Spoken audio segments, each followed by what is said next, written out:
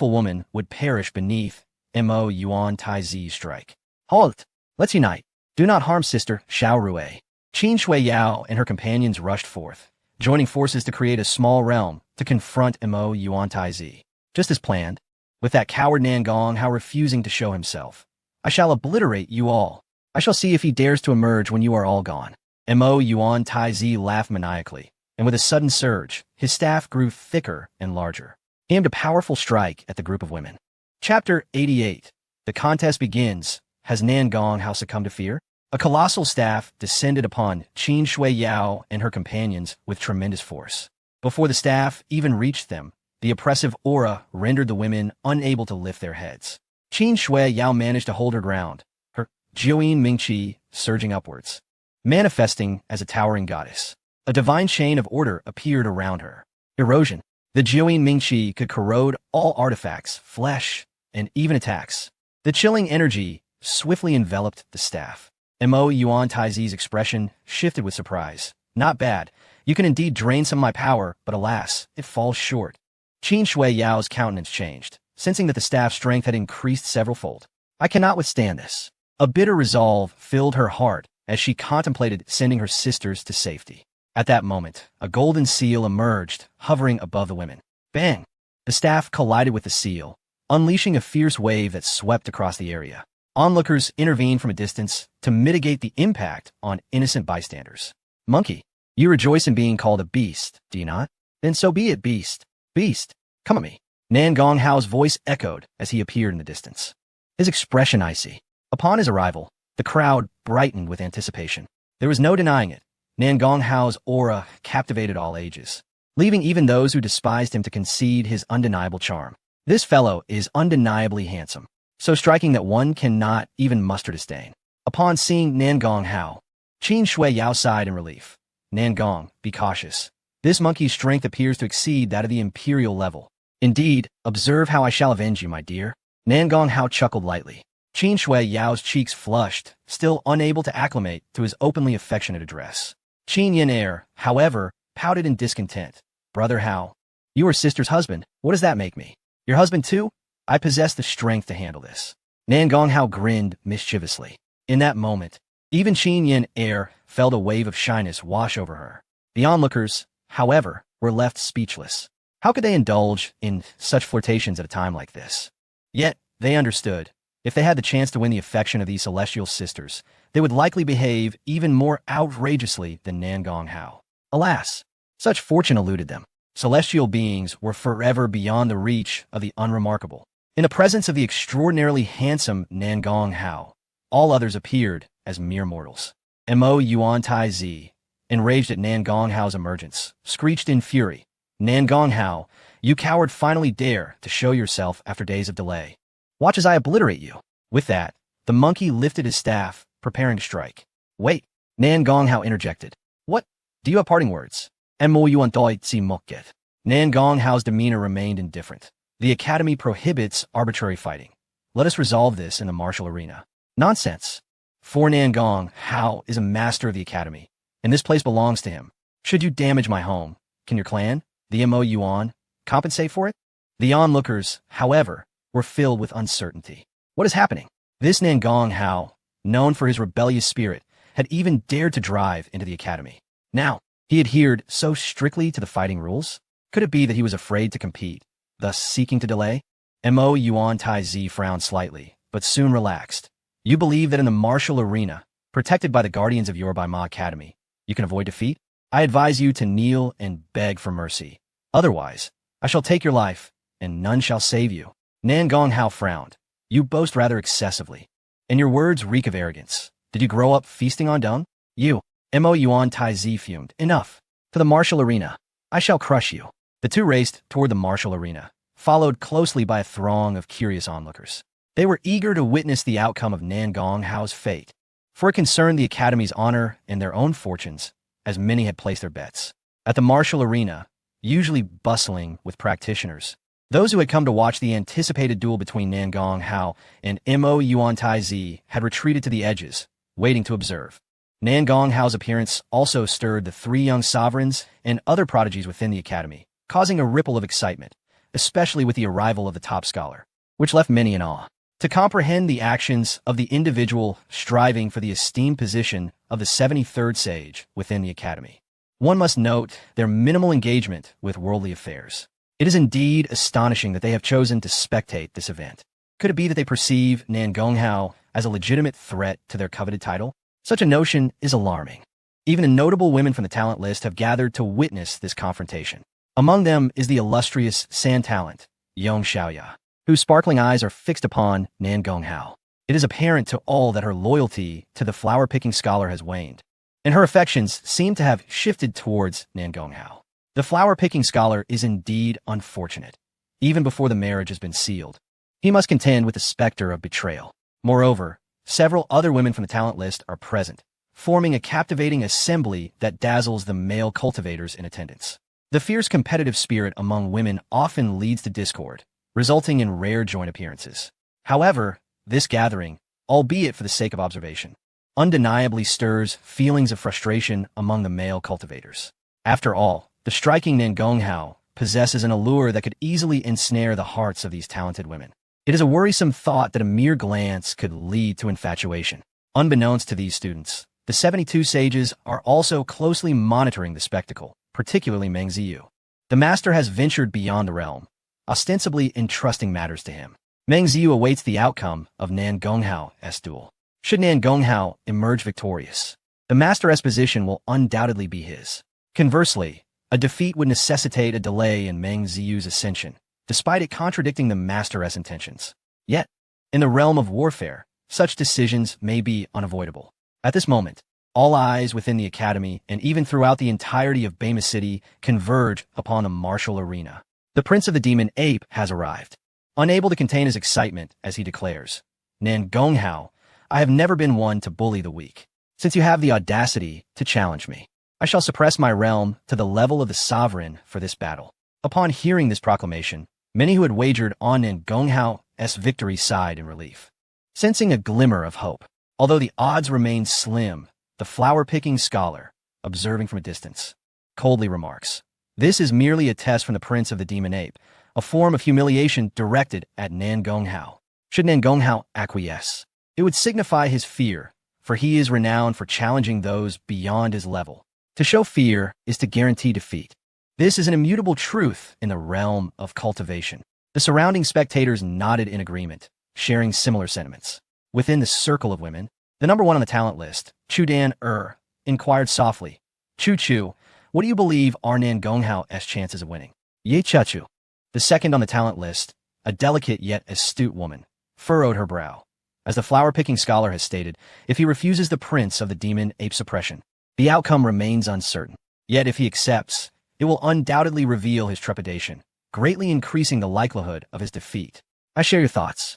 But he is a prodigy of this generation, excessively proud. Surely, even if he knows he may lose, he cannot accept such a humiliating condition. Kudan hésitated. The other women nodded, unwilling to witness their idealized male figure display excessive timidity. However, amidst the fervent discussions, Nan Gonghao appeared unfazed, responding, it matters not. If you wish to suppress your power, then do so. Ha! Nan Gonghao, such a coward. In the end, you have succumbed to fear, laughed the Prince of the Demon Ape. Very well, I shall abide by your wishes and suppress my realm to battle you, so you need not feel discontent. With that, the prince forcefully diminished his strength to that of the early sovereign level. Though my realm is lower than yours, I will still crush you, he derisively proclaimed. The spectators shook their heads, astonished that Nan Gonghao had indeed agreed to the prince's suppression. Clearly, he lacked confidence in securing victory. Shall we begin now? Nan Gonghao inquired, his patience tested by the incessant provocation of the prince. That is a question for me to pose. If you're prepared, then come. The prince roared. Without hesitation, Nan Gonghao lunged forward, delivering a simple yet forceful punch at the Prince of the Demon Ape. Weak. Far too weak. Watch as I obliterate you with a single strike. The prince bellowed. The impact of Nan Gonghao's fist collided with the Princess Club, devoid of any flamboyant maneuvers or grandiose displays of power. It was a straightforward contest of raw physical might. Accompanied by a piercing scream, the prince was sent hurtling backward, his grip on the club trembling. This demonstrated the sheer ferocity of Nan Gonghao's blow. The onlookers were momentarily stunned. What transpired? It is common knowledge that the demon ape clan prides itself on its ironclad physique and the strength to rival mountains. How could they be bested in this regard by a human? Even the prince could not suppress his fury, shouting, "Why? That is simply because you are inadequate," Nan Gonghao retorted mockingly, charging forward once more to deliver another devastating punch. Begone! The prince, wielding his club, retaliated fiercely against Nan Gonghao. This time, he had learned from his previous encounter. The iron club was imbued with potent laws, swirling with immense power, as he swung it to invoke the might of heaven and earth. Yet again, a resounding crash echoed as Nan Gonghao unleashed another straightforward punch, causing the prince's body to tremble violently as he was thrown backward in disarray. While the prince demanded that Nan Gonghao be the one to roll away, it was he who first found himself tumbling. Before the prince could regain his footing, Nan Gonghao showed no mercy, relentlessly pummeling him with a flurry of punches. "You are so arrogant, are you? You think yourself so formidable, do you? The Demon Battle Clan, is it? Your club is quite sturdy." Each of Nan Gonghao's punches landed squarely upon the prince's face, accompanied by scornful taunts. The prince, utterly defenseless, was left battered and bruised, crying out in agony. The spectators, initially anticipating a fierce and extraordinary battle, now bore witness to a lopsided onslaught. They were taken aback by the prince's apparent weakness. However, this seemed incongruous, as he had previously triumphed over several other esteemed cultivators of the sovereign realm. It must be due to the suppression of his power, the flower-picking scholar speculated. Realizing this, the crowd began to comprehend the situation. The prince had been overly arrogant, reducing his own strength to that of the early sovereign level, thereby rendering him incapable of contending with Nan Gonghao. The prince shared this sentiment, gritting his teeth in fury. "Nan Gonghao, you are insufferably arrogant. Watch as I defeat you with my mid-sovereign strength." With a thunderous roar, the prince unleashed a surge of power, storming forth with renewed vigor. Mid-sovereign strength. Feel my might. He unleashed the ultimate technique of the Demon Ape Clan. "You enjoy fighting, do you? Kulme, let us see whether your punches are more formidable than our clan's frenzied ape club technique." The prince was consumed with rage, his club whirling with a multitude of afterimages. The atmosphere grew tense as the spectators braced themselves for the impending clash. This is the frenzied ape club technique, the pinnacle of the Demon Battle Clan's martial prowess. It emphasizes continuous strikes, claiming that each blow surpasses the last. Should the initial strikes go unimpeded, the subsequent blows will unleash overwhelming pressure. The flower-picking scholar elaborated gravely. A nearby young prodigy, who had recently suffered defeat at the hands of the prince, sighed. "What is even more terrifying is that the prince has modified this technique. He can bypass the first 50 strikes and release the accumulated power in one fell swoop, thereby compounding the force and speed of his club." As the crowd absorbed this information, their attention intensified, eager to see how Nan Gonghao would counter this formidable onslaught. Nan Gonghao observed the Mo Yuan Taizi demonstrating his staff technique and sneered, "You should not resort to divine powers. At least then you would have a modicum of a chance. Enough with the nonsense. Do you still intend to perish through mere physical attacks?" In a fleeting moment, the Mo Yuan Taizi amassed the strength of over 100 strikes, unleashing an unparalleled force that soared into a tempest. The Zhu Tian Xing Chun Tu manifested behind Nan Gonghao, illuminating the celestial bodies sequentially. Suddenly, numerous celestial dragons emerged, gathering to exceed 5,000 in mere instants. Witnessing this spectacle, everyone stood agape. 5,000 celestial dragons? Surely, even a sovereign of the human realm could scarcely possess such might. Remarkable. No wonder he is unafraid. The crowd erupted in exclamations. As the multitude of celestial dragons arose, their numbers continued to swell. The Mo Yuan Taizi's complexion paled, feeling the immense pressure. "Nan Gonghao, you truly are monstrous," he exclaimed as he unleashed the pinnacle of imperial power. Realizing he could not withstand the onslaught of thousands of celestial dragons, he was compelled to approach the zenith of his own capabilities. At this moment, their realms were evenly matched. With the release of his power, the frenzy of the Mo Yuan Taizi's staff technique surged dramatically in intensity. He infused dozens of laws into this divine technique, accumulating over 3,000 strikes. After all, this staff technique purportedly knows no upper limit, claiming it could ultimately obliterate the entirety of Guang Yuan Tianyu. The atmosphere trembled as the Mo Yuan Taizi summoned forth a tempest, shaking the very mountains and rivers. The sheer terror emanating from his strikes forced the onlookers to retreat in haste. Fear gripped everyone as they gazed at the Mo Yuan Tai Z at the tempest's epicenter. It was an overwhelming sensation. This was the singular thought resonating in their minds. Even the most gifted among them turned pale. They finally comprehended the Mo Yuan Tai Z's horror, and their fear of the Hongmeng Mo Hai deepened. Should chaos erupt from the Hongmeng Mo Hai, who could possibly intervene? Even the top scholar's countenance darkened, reluctantly acknowledging that he would not stand a chance against the Mo Yuan Tai Z at the imperial level. Even if he unleashed his full potential, he would likely pay a significant price to counter the frenzy of the staff technique.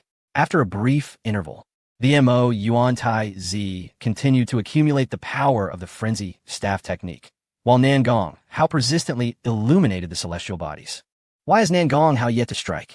If he allows the Mo Yuan Tai Z to continue accumulating power, not even I could withstand it. Sun Bang Yin suddenly spoke gravely.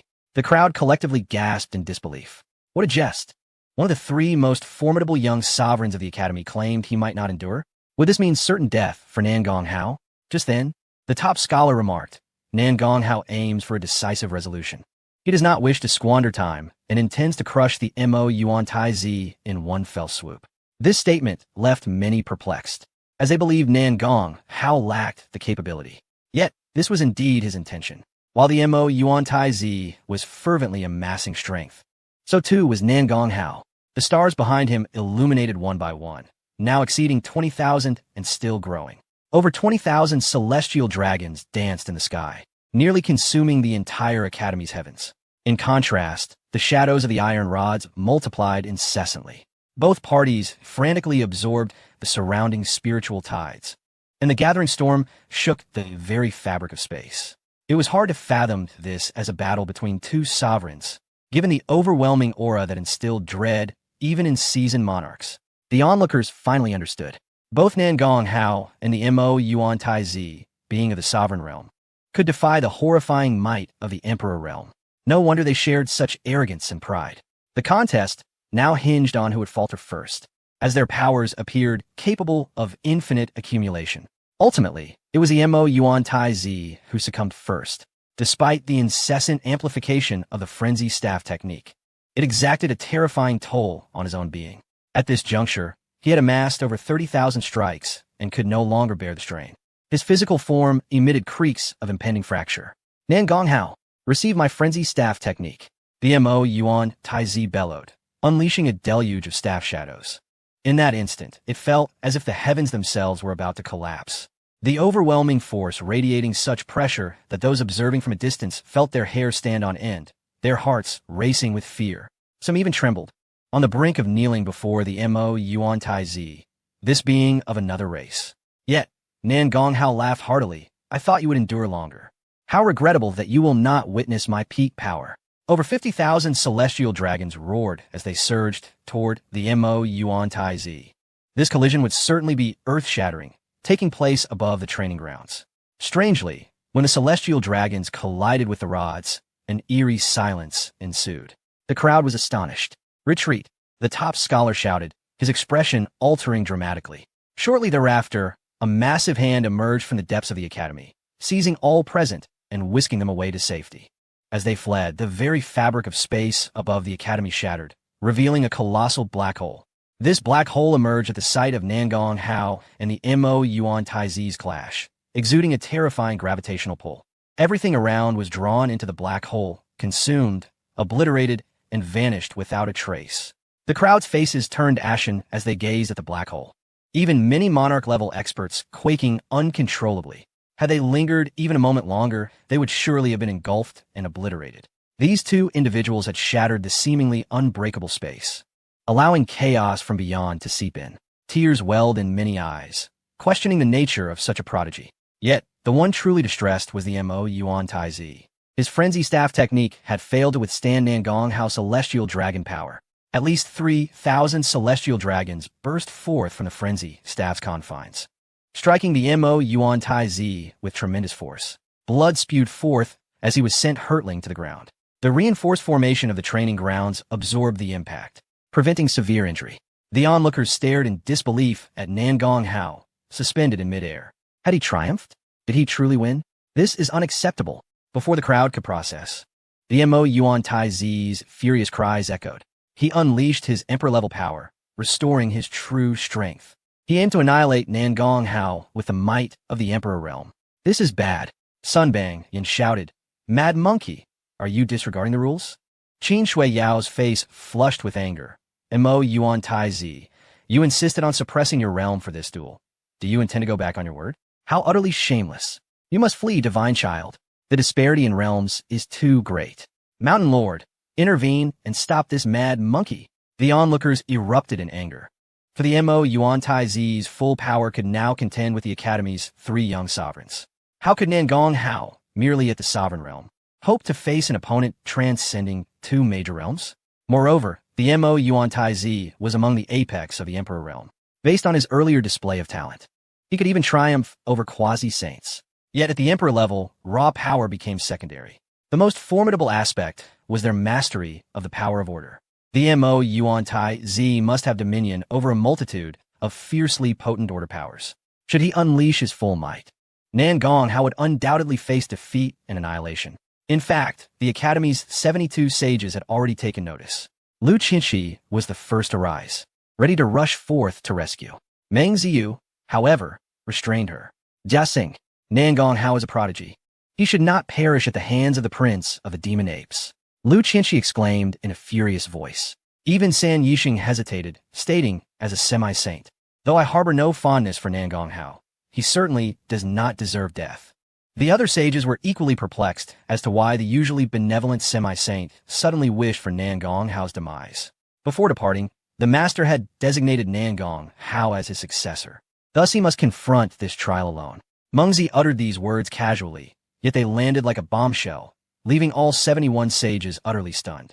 Rising in unison, their faces were a tableau of disbelief. In that moment of hesitation, the prince of the demon apes swung his iron staff toward Nangong Hao, coldly declaring, "Great annihilation technique.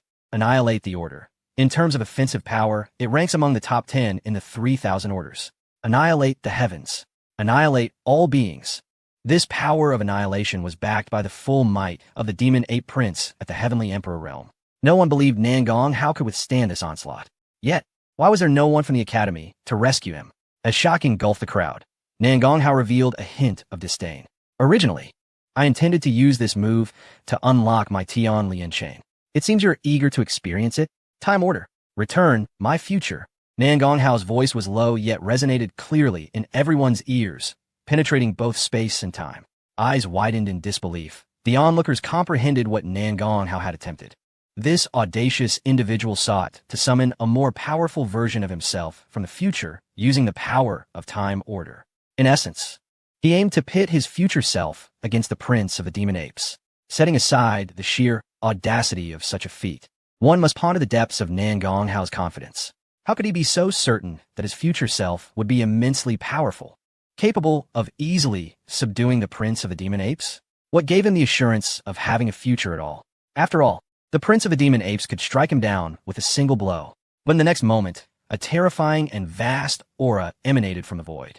A blurred figure twisted through time and space, emerging. While none could discern the figure's face, all could feel the extraordinary arrogance radiating from it. This was indeed the future Nangong Hao. Could it be that he truly possessed a formidable future? The moment had finally arrived. The hazy figure sighed, then pointed a finger at the prince of the demon apes. With a pop, akin to a bubble bursting, the once mighty prince, intent on obliterating Nangong Hao, suddenly halted. In an instant, he was reduced to ash, unable to utter a sound or resist. Even the expression on the prince's face remained grotesque in his final moments, having no time to comprehend what had transpired before his demise. A profound silence enveloped the arena. Even the 72 sages were rendered speechless. What was happening? Yet, Nangong Hao wore a smile.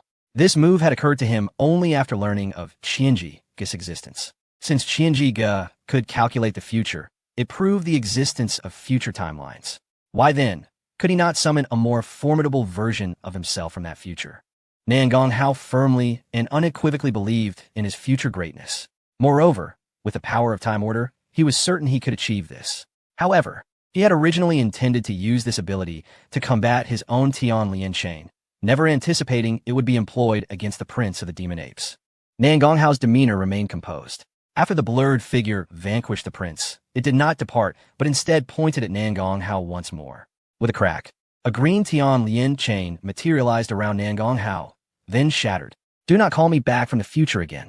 I am currently wooing the princess of the Indomitable Dynasty in Zhongzhou, and she is quite alluring. You'll understand in due time. Haha. The hazy figure chuckled mischievously before vanishing. Nan Gonghao was taken aback. Damn it. Why did you have to leave me in such a predicament? Meanwhile, in the distance, Qin Shuyao's gaze towards Nan Gonghao was filled with murderous intent. Chapter 91. The Arrival of the Demon Ape Strongman. Demanding Nan Gonghao's life having shattered the green Tian Lien chain, Nan Gonghao seized the opportunity to elevate himself. He understood that the real trouble lay ahead. Although the future Nan Gonghao had only manifested for a brief moment, his power had left an indelible mark on everyone present. A wave of unassailable dread surged within the hearts of all as they gazed at the floating, serene figure of Nan Gonghao in the distance. Just how far could this individual grow in the future? The recently appeared hazy figure likely surpassed even the three young supreme beings. Not only them, but those who had previously criticized Nan Gonghao, such as the flower-ranking scholar and other prodigies, now wore expressions of embarrassment and shame. They had asserted that Nan Gonghao accepted the humiliating condition of the prince of the demon apes, lowering his strength out of fear. Yet what had transpired? He had dominated the engagement. Even as the prince regained his peak heavenly emperor strength, he was effortlessly obliterated. This proved that Nan Gonghao's prior agreement to the prince's concession was not born of fear, but rather indifference. Regardless of your realm, I shall remain invincible. As the crowd remained immersed in shock, a timid voice broke the silence. Isn't this cheating on Nan Gonghao's part? The audience paused, and many pondered deeply. Indeed, it could be construed as cheating. He did not defeat the prince of the demon apes through his own strength, but rather summoned his future self as aid. If the prince of the demon apes could call upon his own future, he might not be any weaker than Nan Gonghao. Ultimately, Nan Gonghao had indeed exploited the advantage of time order. Without it, he would not have stood a chance against the prince. This realization brought a sense of equilibrium to many. Heaven knows how monumental the impact of witnessing Nan Gonghao's future had been. Their resolve had almost crumbled. Yet, just as the crowd began to find solace, the top-ranked talent, Chu Danner, spoke with a melodious voice. Nan Gonghao's talent is formidable, and his potential for future growth is secondary. What is most terrifying is his unwavering will. I ask everyone to reflect on their conscience. If you were to face such a lethal attack, who among you would still believe in your own future? Furthermore, the future Nan Gonghao is still Nan Gonghao. How can this be deemed cheating? As her words resonated, the arena fell silent once more. Damn it, that struck a nerve. Even the top scholar's expression turned cold as he admonished the gathered students. When others surpass you, do not succumb to jealousy or seek out faults. Instead, let it inspire you to cultivate diligently. To claim that Nan Gonghao cheated, do you believe his time order was merely found on the street? It was earned through his own strength. Even if by some stretch of luck it was found, luck is a form of strength. If you truly feel disgruntled, you should work harder instead of continuously seeking excuses to belittle others. That is simply laughable. His rebuke caused the crowd to bow their heads in shame. Yet, Yong Xiaoyao looked up excitedly at Nan Gonghao, her eyes filled with longing, wishing to develop a relationship that transcended mere friendship. For she had clearly heard that Nan Gonghao's future was intertwined with the Indomitable Dynasty, one of the 7 supreme immortal powers of Zhongzhou, even slightly surpassing the Qi sect. Previously, Yong Xiaoyao had looked down upon Nan Gonghao, believing his family to be inferior to the flower-ranking scholar Qi sect. Now, however, her perspective had shifted, and she found herself contemplating how to approach Nan Gonghao. As the nearby talented youth beheld his beloved goddess, he gazed at Nan Gonghao with an expression akin to that of a sycophant, even revealing a somewhat insatiable demeanor, which pierced his heart with a sense of betrayal. He felt as if he had been wronged. At that moment, the 72 sages approached from afar. We pay our respects to the Mountain Lord.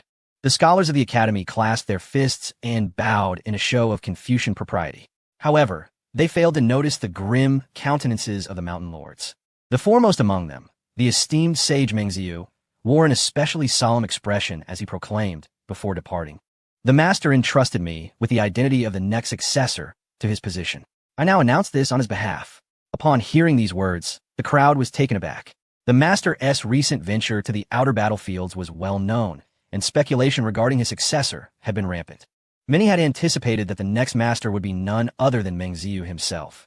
For who among the ranks of Bai Ma Shuyuan and the entirety of the Guangyuan heavenly domain possessed greater qualifications? Yet, as they listened to Meng Ziyu's proclamation, unease gripped the audience. Why did it sound as though the successor was not the esteemed sage? Even the top scholars displayed expressions of astonishment, filled with confusion. San Yixing observed the reactions of those around him, casting a glance at Nangong Hao, who appeared to be in a meditative state, and sighed lightly. Were they truly surprised? There would soon be ample cause for their astonishment. In truth, San Yixing harbored a flicker of anticipation. Bound by the master's decree, he dared not voice dissent. Yet he hoped that these students would rebel, perhaps providing a slender chance to alter the master's choice.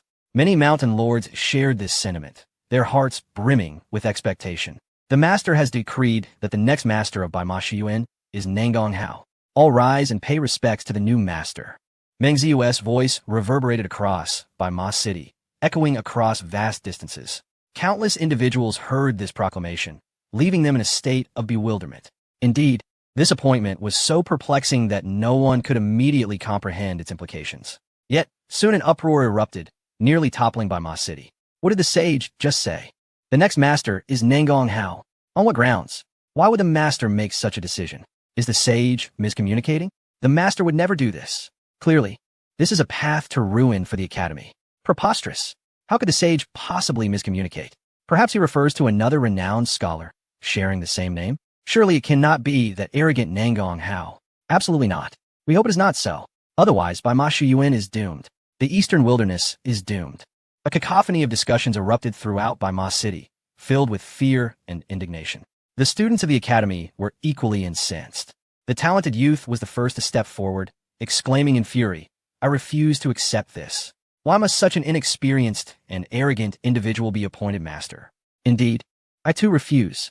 Chu Xiaoyuan emerged with a dark expression. And I, Prince Xie of the Beiwu Kingdom, also expressed his outrage. We all protest. Sageming master, please reconsider. This individual cannot bear such a grave responsibility. A chorus of students shouted in unison, their outrage reaching a fever pitch. They acknowledged Nangong Hao's prowess, yet deemed him unfit for the esteemed position of master. Even the usually affable top scholar frowned, for while he admired and respected Nangong Hao, the role of master was too significant to be assigned lightly. The talented women of the academy stood dumbfounded, utterly astonished. Even the sisters Qin Xiuyao, who were the staunchest supporters of Nangong Hao, began to question whether there was some underlying conspiracy. How much had the Nangong family spent to bribe the sage and the mountain lords to secure Nangong Hao's appointment? Just as the atmosphere at the academy grew tumultuous and the crowd simmered with rage, a dark cloud swiftly approached from the distance, exuding a terrifying aura of annihilation. As if intent on laying waste to the earth, Sage Meng Ziyu was the first to notice the ominous cloud. His expression shifted as he bellowed. Does the Demon Ape clan wish to initiate full-scale war with the Eastern Wilderness? At his thunderous command, the crowd turned to gaze at the ominous presence. Yet, before all could fully react, an overwhelming pressure descended upon them.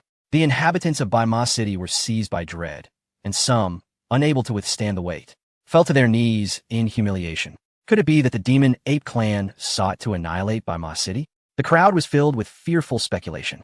In the next moment, Meng Ziyu unleashed his power, channeling righteous energy to confront the dark cloud, absorbing the burden of pressure while pushing the cloud back slightly. The Demon Ape clan shall not act recklessly, he declared. This youth has slain our prince. He must die today. If you do not wish for the Demon Ape clan to launch a large-scale assault on the Eastern Wilderness, taking the blame for him, then retreat. From within the cloud, a thunderous voice echoed, causing the crowd to pale in fear. They understood that the Hongming Demon Sea had remained docile for many years primarily due to the Master's deterrent presence. Now that the Master had departed, the Demon Clan was poised for action, and with the death of their prince as justification, they could very well seize the opportunity to invade the Eastern Wilderness, leading to widespread devastation. All of this was the consequence of Nangong Hao's actions. In an instant, every gaze turned to him with fury, and some even shouted reproachfully, "Why did you have to kill the Demon Ape Prince? Only you could do this. Such arrogance. Now the entire Eastern Wilderness suffers because of your hubris." Chapter 92. The Celestial World, piercing through 36 layers of heaven. Meng Ziyu, upon hearing that the demon ape warriors sought to take Nangong Hao, firmly opposed it. Nangong Hao and the demon ape prince were engaged in a legitimate duel, initiated by the prince himself. Now that their prince had been bested and perished on the field, it was already a significant humiliation. If they sought to exploit this opportunity to cause further disruption, it would only serve to further disgrace the demon ape clan. Meng Ziyu chastised them. Many mountain lords and scholars nodded in agreement, recognizing the validity of his argument. However, the demon ape warriors responded with cold laughter. You human beings excel at sweet talk. I may not be able to argue with you, but today I demand satisfaction. If my demands are not met, then we shall go to war. The crowd below paled at this declaration. This was clearly unreasonable, shameless provocation. Meng Ziyu, unfazed, replied indifferently, very well, let's go to war. The inhabitants of Baima City were terrified and baffled. Why would they engage in battle against the formidable demon ape clan for the sake of Nangong Hao, risking devastation? Yet, within Baima Shiyuan, the faculty and students stood united. They opposed not the decision to wage war. Even San Yisheng, who disliked Nangong Hao the most, did not contest Meng Ziyu's choice. The demon ape prince had initiated the challenge, and Nangong Hao had fought honorably without deceit. He had rightfully won.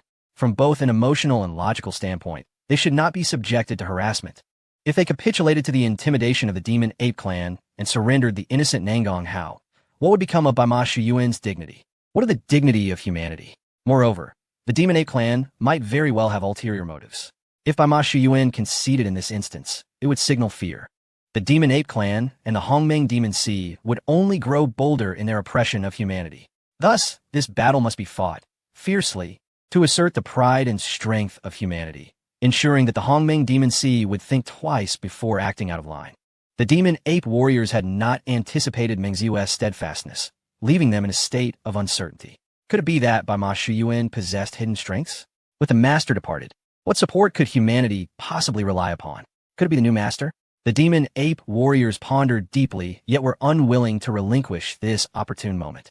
Having finally shed the restraint of the long-standing master, they felt compelled to test the waters and explore the possibility of launching an offensive against humanity. What if the Baima Academy is merely bluffing? Contemplating this, the formidable demon ape let out a cold laugh. Let the battle commence.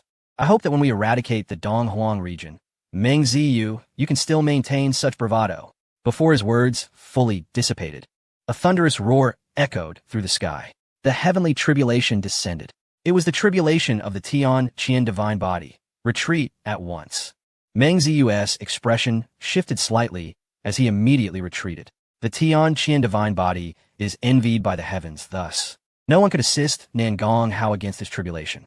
In fact, should anyone mistakenly enter the fray, they would be deemed by the heavens as aiding him against the tribulation. This would not only intensify Nangong Hao's tribulation, but also conjure a portion of the tribulation clouds to target others. As the members of the academy withdrew, the strong man of the demon ape tribe remained unmoved. He laughed mockingly. Ha ha ha. The human race is indeed a bunch of weaklings, useless. A mere heavenly tribulation has frightened you so? Damn it. Expel him. Do not let him bolster the master's tribulation. Meng Ziyu shouted. In his heart, Nangong Hao had already earned the right to be called master, hence the change in address. Others felt bitter inside, reluctant to acknowledge Nangong Hao's status, yet yearning to lend their aid. However, it was too late. The demon ape strongman extended a colossal hand from the ominous clouds. Reaching for Nangong Hao, you dare to kill my clan's prince? Plapava to die. Boom! The heavenly tribulation struck down with ferocity upon Nangong Hao. Simultaneously, the heavens were enraged, splitting off a significant portion of the tribulation to target the demon ape strongman. The expansive tribulation clouds dwarfed the ominous clouds the strongman had gathered. Soon after, a cataclysmic bolt of tribulation descended, shattering the demon ape's colossal hand and severely damaging the ominous clouds. Spitting blood, the demon ape strongman cried out in terror. What the hell? Why is there such a terrifying heavenly tribulation? To withstand this tribulation, the demon ape strongman had to exert all his strength. He had no chance to kill Nangong Hao or even escape. The onlookers from Baima City turned pale at the sight of the heavenly tribulation. Even Meng Ziyu. This tribulation was too powerful, surpassing even the sacred tribulation. Could the master endure it? Meng Ziyu was filled with concern. Yet in the next moment, his eyes widened in disbelief. For the heavenly tribulation descended like a waterfall, and Nan Gonghao bathed in it, appearing utterly unscathed.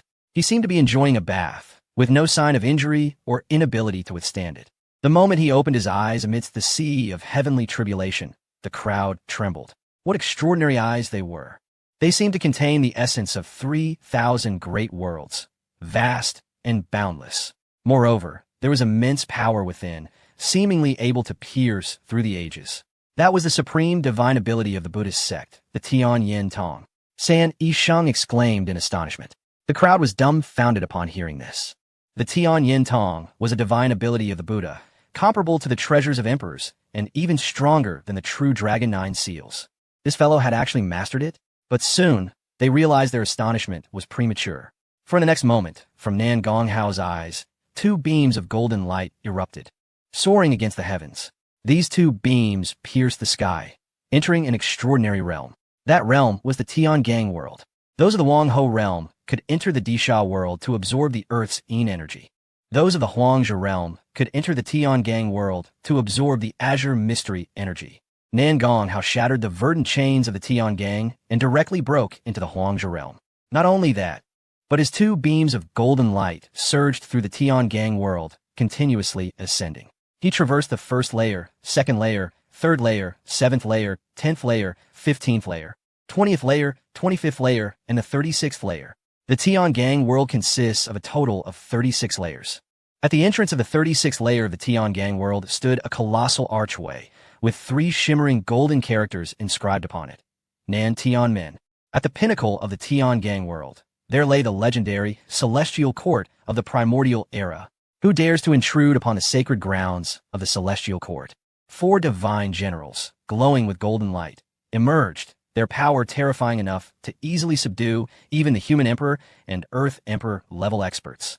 Facing the divine generals blocking his path, Nan Gonghao remained unfazed, declaring fiercely, "Get out of my way. In heaven and earth, I alone am supreme. This ancient celestial court shall be mine. I am the unparalleled celestial emperor." Boom! Nan Gonghao's physical form in the Tianyu world unleashed a power that suppressed all beings. Then, a shadowy figure appeared behind him. It was the Yin youth from the 72nd layer of the Disha world. No, it should be said this was the Yin Tianzi. It was he. Had Nan Gonghao truly condensed this unparalleled Yin Tianzi? Shuang Yuan Yun guests. Others, still immersed in the awe of Nan Gonghao piercing through the 36 layers of the Tiangang world in one breath, collectively inhaled sharply at Zhuang Yuanjun's words. Their expressions complex. They had sensed the tremors from the Disha world earlier, aware that an Yin Tianzi was being born. Previously, they speculated on who could be so extraordinary. Was it a revival of an ancient strongman, or the awakening of a forbidden race's ancient aberration? Perhaps an imperial bloodline transcending time and space. Yet, they never imagined that the one before them was the very person they had dismissed, Nan Gonghao. How had he accomplished this? However, many strongmen were even more astonished by Nan Gonghao's declaration to the ancient celestial court's divine generals. In heaven and earth, I alone am supreme. The existence of the ancient celestial court was known to many prodigies above the Huangzhe realm. They held a mixture of love and hate for this ancient celestial court. Unlike the Disha world, the ancient celestial court not only possessed numerous formidable divine generals, but also a peculiar artifact, known as the Feng Shunbang. No one knew the level of this artifact. Some suspected it to be an imperial tool, while others theorized it might be a celestial artifact fallen from the celestial realm. The Feng Shunbang contained unparalleled power, capable of suppressing all beings and sealing gods. Those who intruded into the ancient celestial court would generally have their names forcibly branded onto the Feng Shunbang. Thus, the cultivator would become a deity of the celestial court, gaining certain special powers and the ability to absorb Azure mystery energy. However, this was always somewhat stifling, for once one was inscribed on the Feng Shunbang, they had to obey the ancient celestial court's commands. The Huangzhe were the supreme beings who controlled all lives in the Tianyu world, their fates hanging in the balance of their thoughts. In comparison, the Tiangang world was merely a lower realm, yet these Huangzhe had to submit to it. Who could not feel disgruntled? Yet, for countless millennia, cultivators had endured this, and everyone had adapted. Nan Gonghao, however, refused to adapt. In his heart, an emperor should be transcendent, unparalleled. If you want me to be your subordinate, you must possess the capability. The Tiangang world was filled with azure mystery energy, the purest and most formidable power. To break through this energy's blockade, one must utilize the Earth's Yin energy accumulated in the Disha world to penetrate layer upon layer of the Tiangang world. Yin overcomes Yang. If cultivators lack sufficient Yin energy, they could not pass through the 15th layer of the Tiangang world, which represented the human emperor realm. Below the 30th layer, one would be considered to be in the Earth Emperor realm. Only those above the 30th layer could be classified as Huangjia, and only those of the Huangjia realm could ascend to become saints. Nan Gonghao was well aware of this, which is why he had not utilized the Earth's Yin energy earlier, instead directly piercing through 36 layers of the Tiangang world with the Tian Yentong, invading the ancient celestial court. Now, he intended to use the power of the Yin Tianzi to confront the master of the ancient celestial court, an existence even more formidable than the Huangjia. Yu Huang. Chapter 93. As Nan Gonghao comprehended the illusion of the Yu Huang, he realized the Huangjia realm has 3 tiers: Human Emperor, Earth Emperor, and Huangjia. This is a common understanding among all cultivators. However, those inheritors of the top-tier forces know certain secrets. Beyond the Huangjia realm, there exists another tier, Yu Huang. Yet this realm has not been seen for many eras. The underlying reason for this phenomenon lies in the fact that the position of Yu Huang has been usurped by an extraordinary being. According to legend, in the celestial realm of Tiangang, at the 36th tier, there was originally no ancient heavenly court. This realm resembled the 72nd tier of the Disha world, characterized by an endless ocean of azure energy. During that time, practitioners in the Tiangang realm cultivated in a manner akin to those in the Disha world, traversing layer by layer and leaving their soul imprints at each level. Ultimately, they would reach the 36th tier, absorbing vast quantities of azure energy to harmonize their bodies with Yin and Yang. Those with exceptional talent could ascend to the Yu Huang realm, which was tenfold more potent than the Tian Huang realm. However, in an epoch far more ancient than the primordial times, a formidable figure emerged. This individual ventured alone into the 36th tier world and, wielding a mysterious list known as the Feng Shunbang, forcibly established the heavenly court in this realm. With the establishment of the heavenly court, this being dominated the entire 36th tier of the Tiangang world. Subsequently, this extraordinary figure compelled all practitioners of the Tian Huang realm to inscribe their names on the Feng Shunbang. From that moment forth, all sovereigns were subjected to his servitude, and no one could surpass the supreme Yu Huang realm. Many exceptional talents, including numerous emperors, had strived in their youth to break through to the Yu Huang realm and overturn the ancient heavenly court's rule, yet they were all suppressed mercilessly. Unless a practitioner ascended to the level of a sage, they would remain enslaved by the ancient heavenly court within the emperor's realm. This matter had become an unspoken rule among the cultivators of the Guangyuan Tianyu. Fortunately, achieving the Tian Huang realm allowed one to ascend to sagehood, rendering the attainment of the Yu Huang realm inconsequential for many. However, Nan Gonghao remained defiant. At this moment, he gazed piercingly into the vast sky, disregarding the need to leave his soul imprint within the Tiangang world. His ambition was to conquer the Yu Huang realm without resorting to such trivialities. Accompanied by the shadowy figure of Yin Tianzi, he stormed into the ancient heavenly court and proclaimed with authority, "Yu Huang, come forth." A hazy figure emerged, radiating a power that caused the entire ancient heavenly court to tremble. Everyone comprehended that this was the extraordinary being who had occupied the Yu Huang position for countless ages. The power exuded by this Yu Huang apparition was tenfold more terrifying than that of the Tian Huang, and possessed a unique force unattainable within the Tian Huang realm. This was the acknowledgement of heaven and earth. While Yin Tianzi received the protection of the earth, the Yu Huang was bestowed with the fortune granted by the Tao of heaven. Upon the appearance of this Yu Huang, many ordinary students from various academies turned pale, and countless individuals fell into deep contemplation. Some even experienced sudden enlightenment, realizing for the first time that there existed a realm above the Tian Huang. Consequently, witnessing the Yu Huang apparition stirred something within them, leading to breakthroughs in their cultivation. It was evident that Nan Gonghao, merely by summoning the Yu Huang, had facilitated the progress of innumerable students. The likes of San Yisheng and various mountain lords were at a loss for how to express their emotions. Excitement? Not quite. Discontent? However, it was undeniable that Nan Gonghao had indeed contributed significantly. Yet, even so, inheriting the position of the sage was insufficient. It was still inadequate. unless he could accomplish something even more astonishing. The likes of Tan Hualang and other outstanding figures regarded him with disdain. After all, it was merely the Yu Huang apparition. We could summon one as well.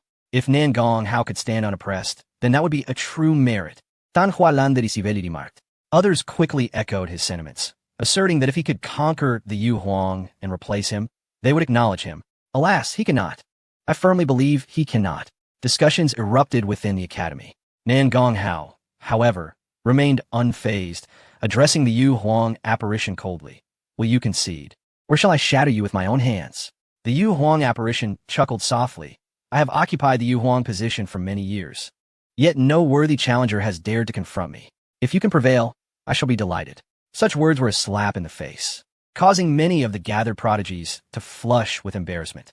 Although they recognized the Yu Huang, their ancestors had warned them against approaching lightly, lest it affect their Dao heart. Yet Nan Gonghao was undeterred, for he had always influenced others' Dao hearts. Observing the Yu Huang's nonchalant demeanor, Nan Gonghao casually waved his hand, merging his soul with that of Yin Tianzi. He then summoned all manifestations, unsealing the quasi-emperor weapon. To his astonishment, he had also brought the Dizong Binyuan Dao to the Tiangang world. The Dao of reincarnation? The Yu Huang expressed keen interest, yet soon furrowed his brow, alas. The power you can barely wield only compares to the order of reincarnation. It does not reach the level of the Dao. Nan Gonghao did not elaborate further. He pointed the long blade towards the Yu Huang and declared gravely, "You are guilty and shall descend into the abyss of endless hell, enduring countless calamities." With no hope of escape, knowing the Yu Huang's might, Nan Gonghao unleashed a formidable attack right from the outset. The manifestation of the abyss of hell radiated brilliantly, merging with Nan Gonghao's miniature world, truly transforming into hell. Wherever this terrifying hell passed, all golden palaces were obliterated and divine generals were crushed underfoot. The Yu Huang, however, waved a hand, producing an object akin to a sacred edict, the Feng Shun Bang. In an instant, the Feng Shun Bang erupted with golden light, transforming into a realm of golden brilliance, staving off the encroachment of the abyss of hell. Immediately, the Yu Huang propelled himself towards Nan Gonghao, striking with a punch. Nan Gonghao promptly activated the true Dragon 9 seals, and the celestial constellation diagram behind him rapidly activated, illuminating countless stars as thousands of celestial dragons roared forth. A true dragon, accompanied by innumerable celestial dragons, surged towards the Yu Huang, seeking to subdue him. Witnessing the scene, all the observing powerhouses could not help but curse in disbelief. Nan Gonghao's strength had intensified significantly. If he were to battle the prince of the demon ape now, he could undoubtedly defeat him within 10 moves. No wonder the future he summoned was so formidable. However, the Yu Huang had gained renown over an extensive period and was also a prodigy of unparalleled caliber. Although merely an apparition, he was incredibly powerful. Delivering a punch towards Nan Gonghao, "You are impressive, but your power is too chaotic, unable to unify." With a thunderous roar, the Yu Huang unleashed his punch, genuinely withstanding the onslaught of Nan Gonghao's true dragon and endless celestial dragons. Nan Gonghao's heart trembled at this sight. He had believed himself strong enough to easily suppress a Tian Huang. Yet even with his full strength, he was halted by the Yu Huang's apparition. Indeed, though his power was formidable, it was too chaotic and dispersed. Nan Gonghao comprehended. In the next moment, a golden light suddenly radiated from his body. Mencius Yu, who had long gazed upon the celestial realm of Tiangang, was momentarily taken aback, then smiled wryly. I understand now why the sage chose Nan Gonghao. San Yisheng was equally bewildered. Could this possibly be the Enlightenment Golden Light? Lu Qinshi sighed. What else could it be? Other mountain lords affirmed this notion. The Golden Light provided protection, drawing near to all laws. It was indeed the Enlightenment Golden Light. This required extraordinary talent and the accumulation of significant merit. What commendable deed had Nan Gonghao, the divine son of the Nangong family, accomplished? Unknown, but it was undoubtedly extraordinary. A multitude of voices buzzed with speculation. Meanwhile, San Yisheng's expression turned complex as he began to reconsider his stance, contemplating supporting Nan Gonghao as the sage. In contrast to these mountain lords, others were more focused on the fact that it seemed Nan Gonghao had experienced a sudden enlightenment. Had he truly attained enlightenment in the Tiangang world? The Yu Huang, who had been attacking, also ceased his movements, remaining quietly nearby as he awaited Nan Gonghao. It was not out of any sense of justice or righteousness, nor to refrain from ambushing during another's moment of enlightenment. Rather, attacking would be futile. That enlightenment golden light not only drew near to all laws and accelerated comprehension, but also served as a protective barrier, capable of withstanding all assaults. The radiant golden light bestowed by the heavenly Tao signifies that this young man is favored by the heavens, and thus, he is under divine protection. Who dares to lay a finger on him? The wrath of my thunderous tribulation shall strike you down. Chapter 94. Time Reversal. Extracting the past self, Nangong Hao attained enlightenment as the various phenomena behind him gradually merged. He had already possessed 5 grand manifestations: the tribulation thunder, the celestial star map, the yin-yang phenomenon, the chaos phenomenon, and the abyssal hell phenomenon. Each of these manifestations required individual summoning for use, which was both cumbersome and intricate. True masters engage in battle with countless transformations in mere moments. The time taken to switch between these manifestations could result in missed opportunities and potential ambushes from adversaries. Moreover, despite their impressive appearance, the power of these manifestations was rather dispersed. Just moments ago, the Jade Emperor had managed to shatter one with a single punch, demonstrating that he had not even exerted his full strength. At this moment, Nangong Hao realized that these 5 grand manifestations were slowly merging into his miniature world. In truth, they could have been integrated before. Typically, they merged one at a time. This time, however, it was a complete and thorough assimilation. Nangong Hao's miniature world, which was initially vast, reverted to chaos. Soon after, the thunderous tribulation cleaved through the void, disrupting the chaos. The celestial stars manifested, with the sun and moon still shrouded in mist, suspended in the sky. The yin-yang energies spiraled through the realms, creating the cycle of day and night. Subsequently, the ground absorbed the Earth's endless yin energy, solidifying into mountain ranges, which transformed into dragon veins, stretching infinitely. In this wondrous realm, daytime was a blur of white mist filled with an aura of azure, rendering vision nearly impossible. Yet at night, amidst the surging Earth's yin energy, countless malevolent spirits emerged from the depths of hell. The amalgamation of the 5 grand manifestations formed a new world, and Nangong Hao, akin to a creator, reaped immense rewards. Suddenly, Nangong Hao opened his eyes, and his moment of enlightenment came to a close. However, curiously, the golden light enveloping him persisted. This left even the Jade Emperor dumbfounded. How can one engage in battle against someone radiating this divine light? But soon, it became apparent that the golden glow was not merely the light of enlightenment. Could it be his eyes? After all, possessing the heavenly eye of the Buddhist sect, it would be normal to emit such light. Yet, it seemed otherwise.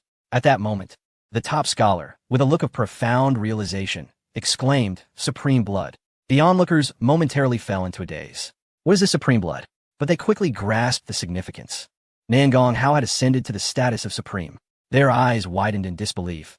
The sound of shattered Tao hearts echoed around. How can this be? Are we to be left in despair? They were still striving to cultivate.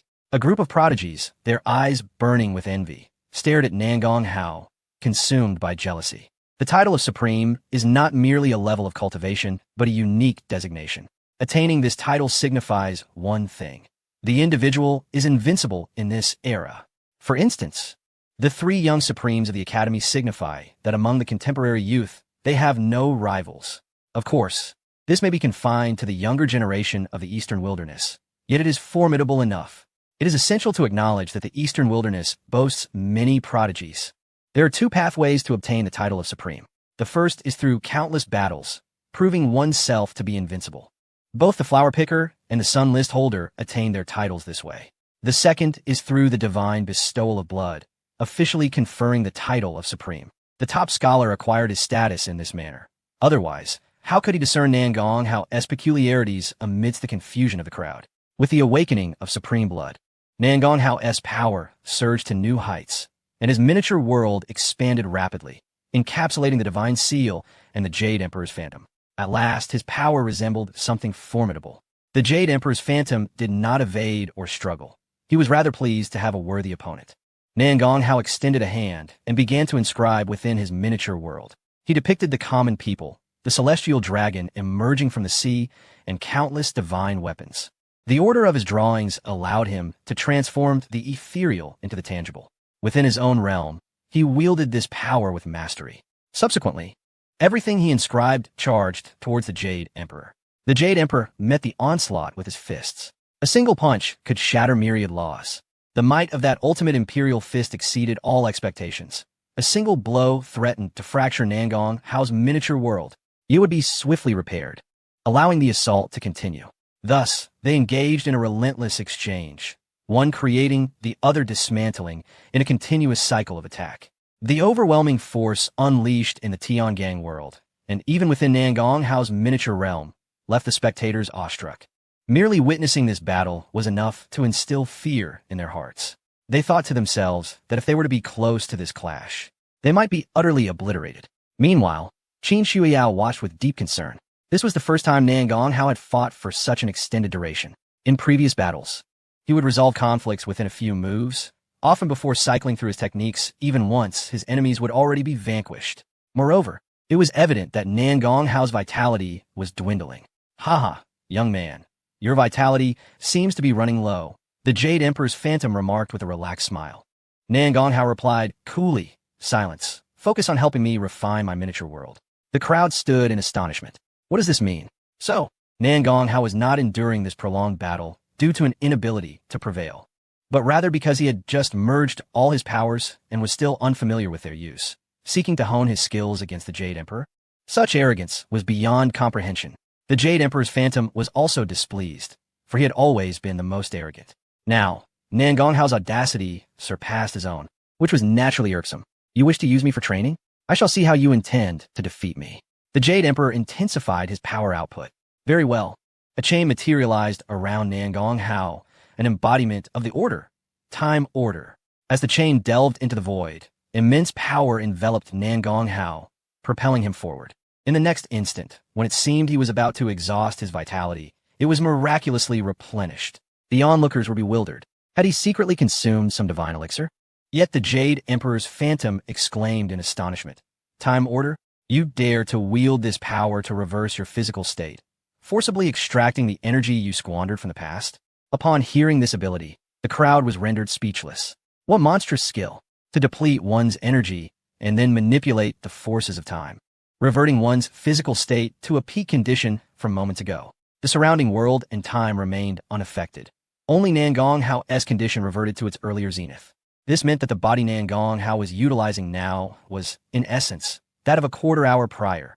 Thus, he could maintain his vitality at peak levels with minimal cost, surpassing any recovery offered by elixirs. However, such precise control over the forces of time necessitated an exceptional mastery of the Time Order. Even the flower picker had not anticipated that Nangong Hao, having only recently grasped the Time Order, could achieve such a feat. The Jade Emperor was left dumbfounded, never having imagined this possibility. Continue. Nangong Hao relentlessly inscribed various creatures and beings to assault the Jade Emperor. The Jade Emperor suddenly realized that in his attempt to exhaust Nangong Hao, it was he who had been depleting his own power. Once his strength was fully consumed, death would be imminent. Do not presume I lack divine abilities. Behold the Fengshen Bang.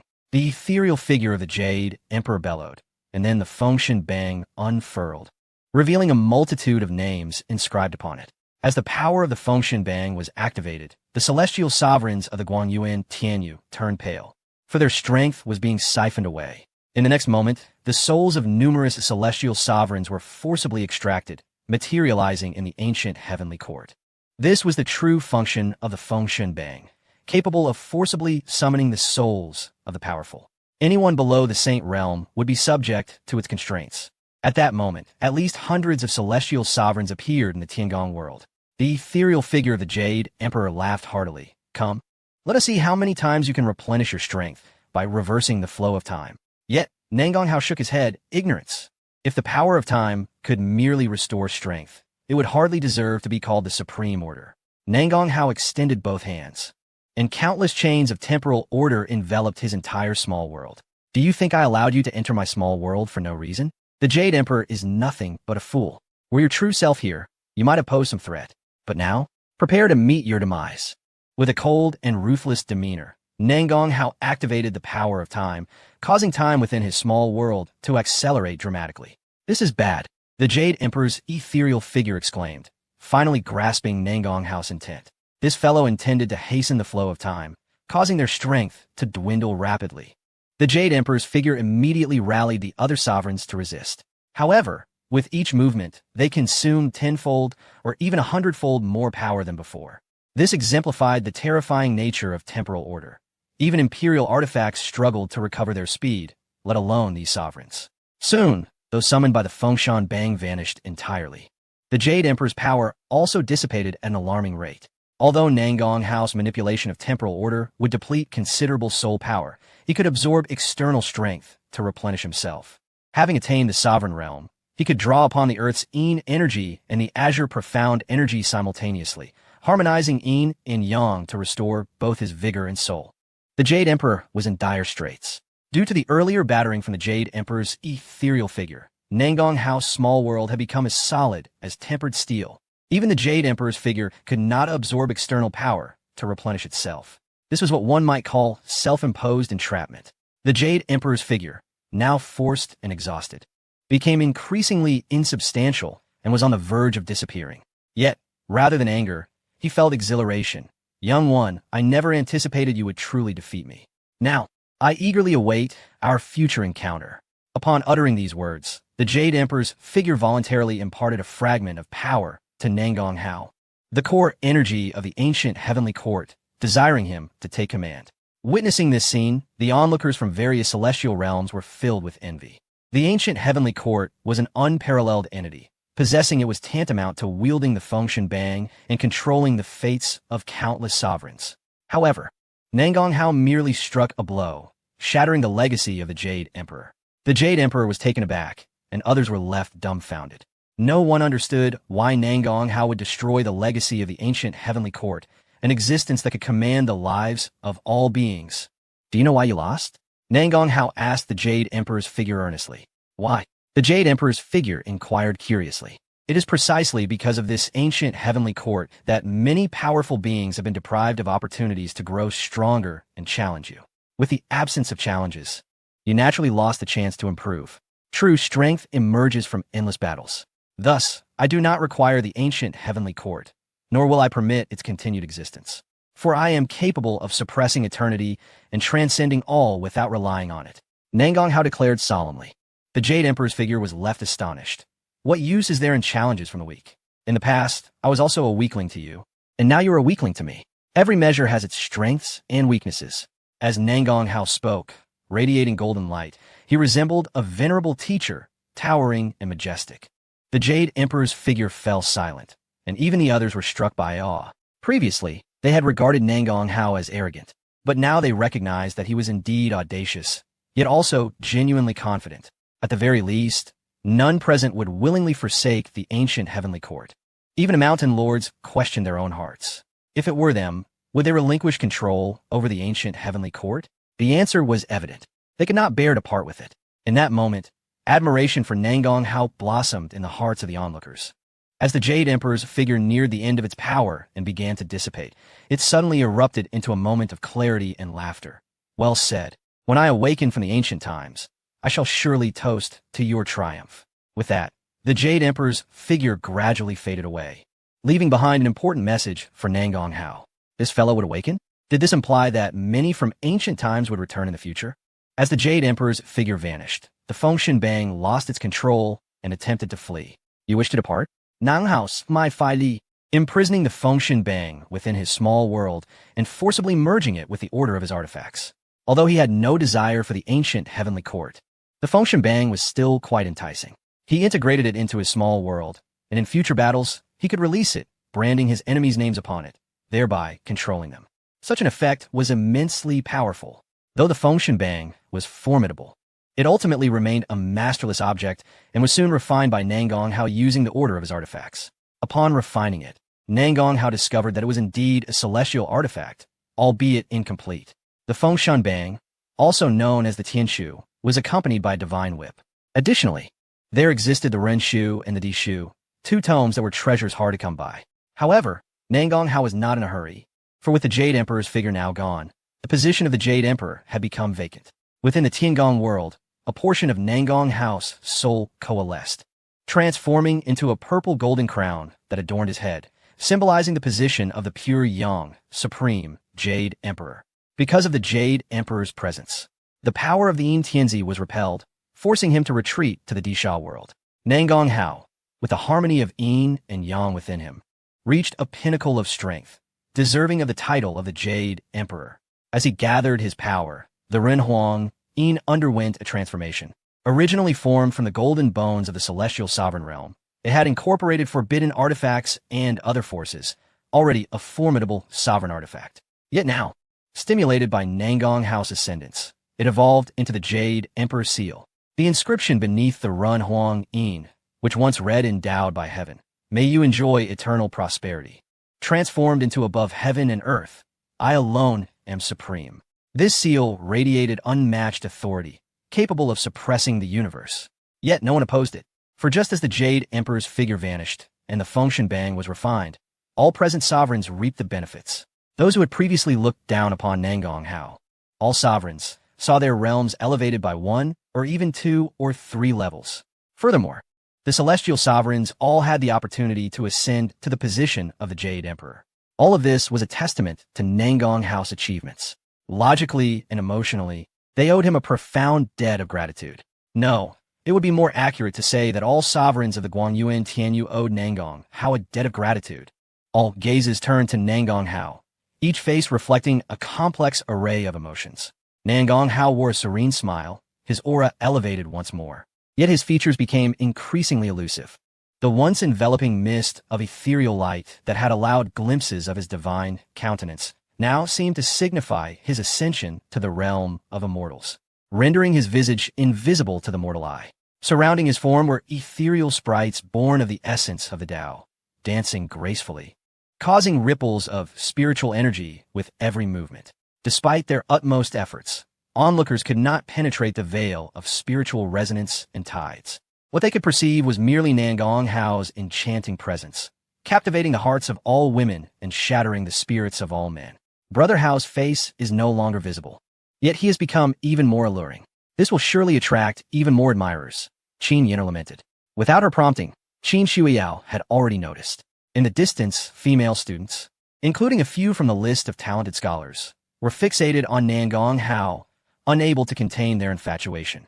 Nangong Hao paid little heed to these distractions, instead directing his gaze towards the formidable presence of the demon ape clan hovering in the air. The tribulation of divine punishment had concluded, and although this demon ape was a sage, he was left on the brink of collapse. He had initially come to avenge his prince, but now found himself in dire straits. The demon ape stared at Nangong Hao in terror, stammering, "Why you intend to kill me? Such a novel inquiry. If I do not slay you, shall I keep you as a steed? Have you ever seen anyone ride a monkey? How humiliating." Nangong Hao unfurled his miniature world, enveloping the demon ape sage. With a swift motion, the divine ranking manifested, encasing the sage and imprinting his soul upon the list. Henceforth, this demon ape sage would become Nangong Hao's subordinate, at his beck and call. The sage was consumed by fury. Had he been at his peak, he could have easily escaped the divine ranking. After all, he was a sage. Yet now, he could only obediently submit, reduced to a slave. In Nangong Hao's words, "I have no desire to ride you, but you may serve as my enforcer." Chapter 96. Clear Rewards and Punishments. Establishing authority for the first time, having subdued the demon ape sage, Nangong Hao stood with his hands clasped behind his back, gazing towards the Hongmeng Demon Sea. The earlier commotion was bound to have drawn attention. Moreover, the sea was teeming with sovereigns who would undoubtedly sense the disappearance of the divine ranking. Those demons must surely be fixated on Nangong Hao, even poised to strike. Yet, Nangong Hao remained unfazed, stating calmly, "I have urgent matters to attend to today. I shall personally visit the dual combat demon hall another time." This was tantamount to a promise, affirming that one must bear the consequences of their actions. "Our enmity shall be addressed in due course. I have other matters to attend to, so refrain from your incessant chatter." From the direction of the Hongmeng Demon Sea, a deep voice responded, "We shall await the esteemed arrival of the master." Subsequently, the demons fell silent. What should have been a cataclysmic opportunity for them to swarm and attack the eastern wilderness domain was effortlessly dissipated by Nangong Hao's mere words. Consequently, the inhabitants of Bama City and the academy could only smile wryly. with even the Hongmeng Demon Si addressing Nan Gonghao as master. They had no grounds to complain about the favor they had received from him. Greetings, master. The sub-sage Meng Ziyu was the first to bow. Greetings, master. The gathered populace of Bama City and the academy echoed in unison. Some were reluctant, yet none dared to contest. Nan Gonghao was indeed deserving of this esteemed title. No need for excessive formality. Let us proceed to the assembly, Nan Gonghao remarked, wishing to familiarize himself with Bama Academy. Meng Ziyu led the way, with the other mountain lords following respectfully. However, just as they were about to depart, Chu Xiaoyuan suddenly stepped forward, declaring loudly, Master, esteemed mountain lords, teachers of the academy, I wish to challenge the flower-selecting scholar. The crowd turned their attention, surprised that Chu Xiaoyuan intended to challenge a young sovereign so soon after his arrival. Yet, it quickly became apparent why. Both Chu Xiaoyuan and Nan Gonghao were scions of immortal powers and heirs to thrones, having come to the academy to study together. Consequently, one had become a student of the elite class while the other had ascended to the status of master. Anyone in their position would feel aggrieved. Chu Xiaoyuan did not wish to lag behind Nan Gonghao. Thus he felt compelled to attain the title of young sovereign. However, Nan Gonghao, without even glancing at the battle-hungry Chu Xiaoyuan, responded, Very well, fight. With that, he turned to leave. The other mountain lords hesitated. The transition of the young sovereign title was no trivial matter, and they wished to observe. Yet seeing the master depart, none dared to linger and followed suit. Witnessing this, Chu Xiaoyuan was infuriated, grinding his teeth in frustration. Meanwhile, the flower-selecting scholar, faced with a challenge from a new student, was equally incensed. He was well aware that he was unlikely to defeat Nan Gonghao at this point. However, could he not triumph over Chu Xiaoyuan? He felt compelled to avenge his previous humiliations before young Xiaoya. Thus, he resolved to decisively defeat Chu Xiaoyuan, hoping to salvage his reputation. The flower-selecting scholar donned a self-satisfied smile, glancing at young Xiaoya, only to be taken aback. For young Xiaoya was utterly enthralled, gazing at the departing figure of Nan Gonghao, her eyes seemingly refusing to accommodate any other man. The flower-selecting scholar's expression stiffened, as if a vast meadow were sprouting above him. Nan Gonghao disregarded the gazes of the women and arrived at the assembly hall. The place was simple, consisting of a single room, a long table, and dozens of chairs. Naturally, Nan Gonghao took his seat at the head of the table. Only after he settled did the others dare to find their places. However, once everyone was seated, an awkward silence ensued. No one knew what to say or do, and many wise individuals exchanged glances. Meanwhile, Nan Gonghao closed his eyes in meditation.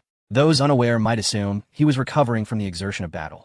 In truth, however, a potent vitality surged within him, radiating a crimson light that enveloped him, utterly formidable.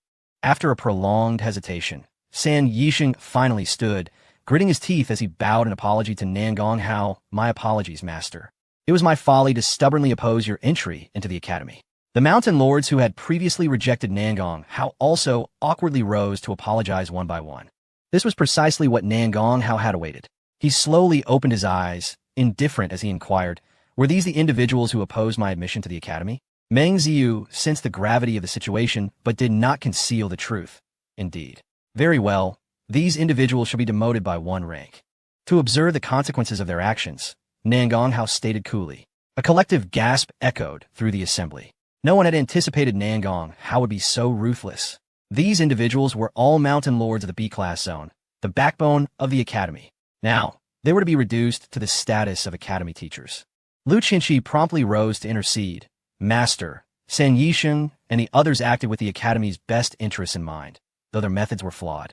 Their sins do not warrant such a punishment. Nan Gonghao replied indifferently, while others remained silent. You dare to speak up. It seems you have advocated for me before? Yes. Mountain Lord Lu Qinshi was a staunch supporter of your entry into the academy. Meng Ziyu explained. Very well.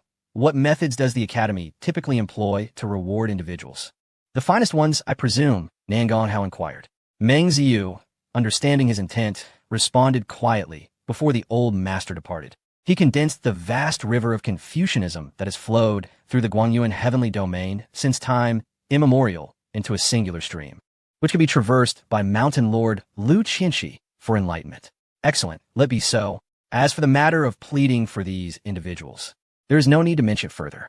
They have made their selections based on personal preference, lacking the capacity for fairness and justice, and are thus unworthy to teach students. It is commendable that they recognize their errors and do not shirk responsibility, offering apologies. Hence, I grant them an opportunity to observe the consequences. Nan Gonghao elucidated coolly. The others felt that his reasoning was indeed sound. After all, had it not been for Nan Gonghao's resolute strength and the old master's insistence, they would have nearly overlooked a truly formidable presence.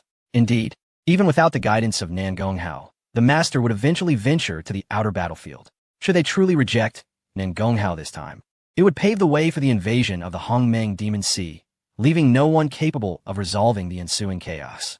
Upon contemplating this, no one dared to speak on behalf of San Yisheng and his companions. Even Lu Qinshi fell silent. San Yisheng and the others recognized their errors, their faces flushed with shame. Once the matter was settled, Meng Ziu hesitantly spoke. Master, are you truly intent on visiting the Dozhan Demon Hall? Allow us to accompany you. The others also adopted a serious demeanor. Nan Gonghao gently shook his head, stating, the more individuals who accompany me, the greater the complications. I'm going to address a problem, not to engage in a brawl. If I approach the forces of the human race alone, they would indeed hesitate to act against me. However, the Hongmeng Demon Sea is exceedingly shameless. They may seize the opportunity to detain me. Meng Ziyu was filled with concern. Nan Gonghao regarded him with puzzlement, saying, what are you worried about? Although I'm going alone, it is unnecessary to place myself in peril.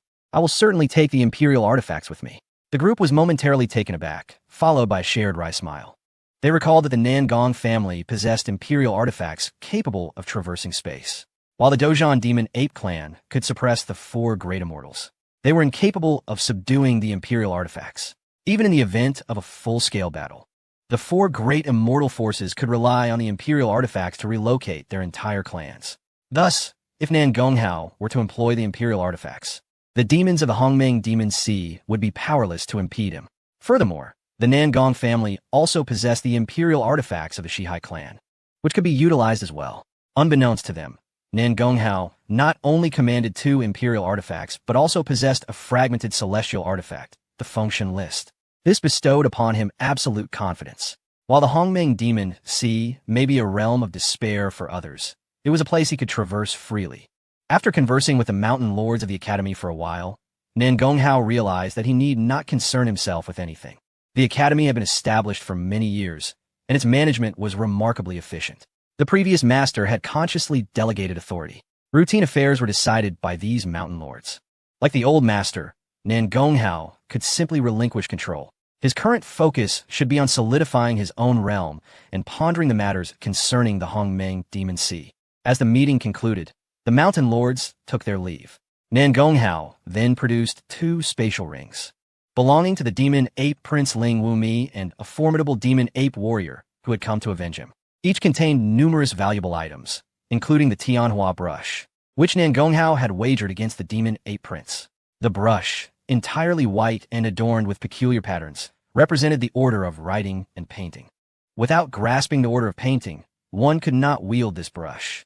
With a casual flourish, Nan Gonghao utilized spiritual energy as ink to paint a phoenix. With a sharp cry, the phoenix sprang to life, engulfed in roaring flames that reduced everything in the assembly hall to ash, erasing the entire structure. A mountain lord, astonished, approached, only to leave with ease upon realizing it was merely Nan Gonghao experimenting with his artifact. The phoenix soared, battling the heavens, its fiery glow staining the sky red, leaving many students of the academy awestruck. Nan Gonghao, unfazed, confirmed the brush's power before stowing it away to inspect the contents of the rings. He discovered an abundance of rare materials, several impressive Imperial artifacts, and techniques pilfered by the demon ape prince from other factions.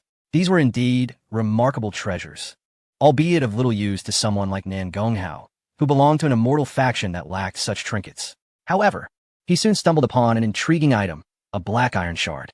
Upon grasping it, he was astonished by its weight. Even at the Yuhuang realm, possessing the strength of 100 true dragons, he could still perceive its heaviness, suggesting it weighed as much as 20 or 30 true dragons. While taken aback, he soon noticed inscriptions upon the shard. No, it was a map. It was a map leading to a certain location, albeit fragmented with signs of damage along its edges.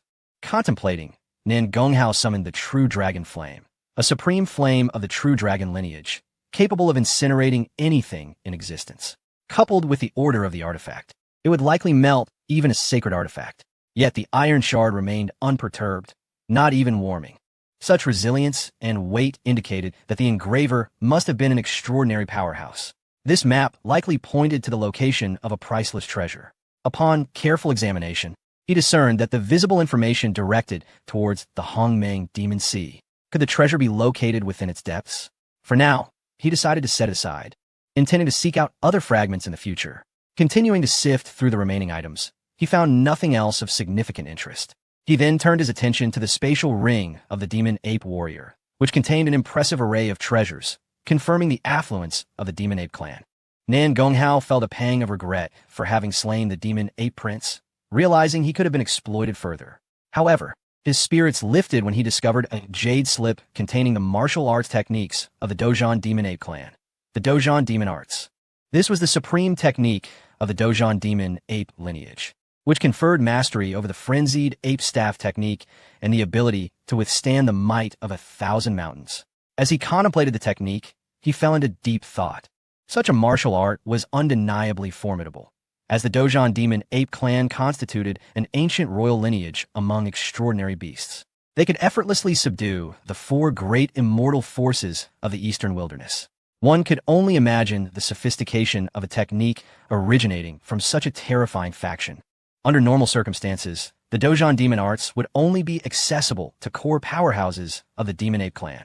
Moreover, even those strong individuals would be meticulous about maintaining secrecy regarding the techniques. Typically, the knowledge of the Dozhan Demon Arts shared among clan members would correspond to their respective realms. For example, a member at the Tianzi realm would only be privy to the contents of the Dozhan Demon Arts up to the pinnacle of that realm. Once they ascended to the Emperor realm, the clan leader would provide the next stage of the techniques. Even the Demon Ape Sage, now under Nan Gonghao's control, possessing the strength of a sage, could not divulge more than what pertained to the sage realm. This was a precaution taken to mitigate losses, as many practitioners possessed techniques for memory extraction or could force others to reveal their martial arts content. The Dozhan Demon Ape clan's approach significantly reduced such risks. Even though Nan Gonghao had captured the Demon Ape Sage, he was unable to uncover the complete contents of the martial art.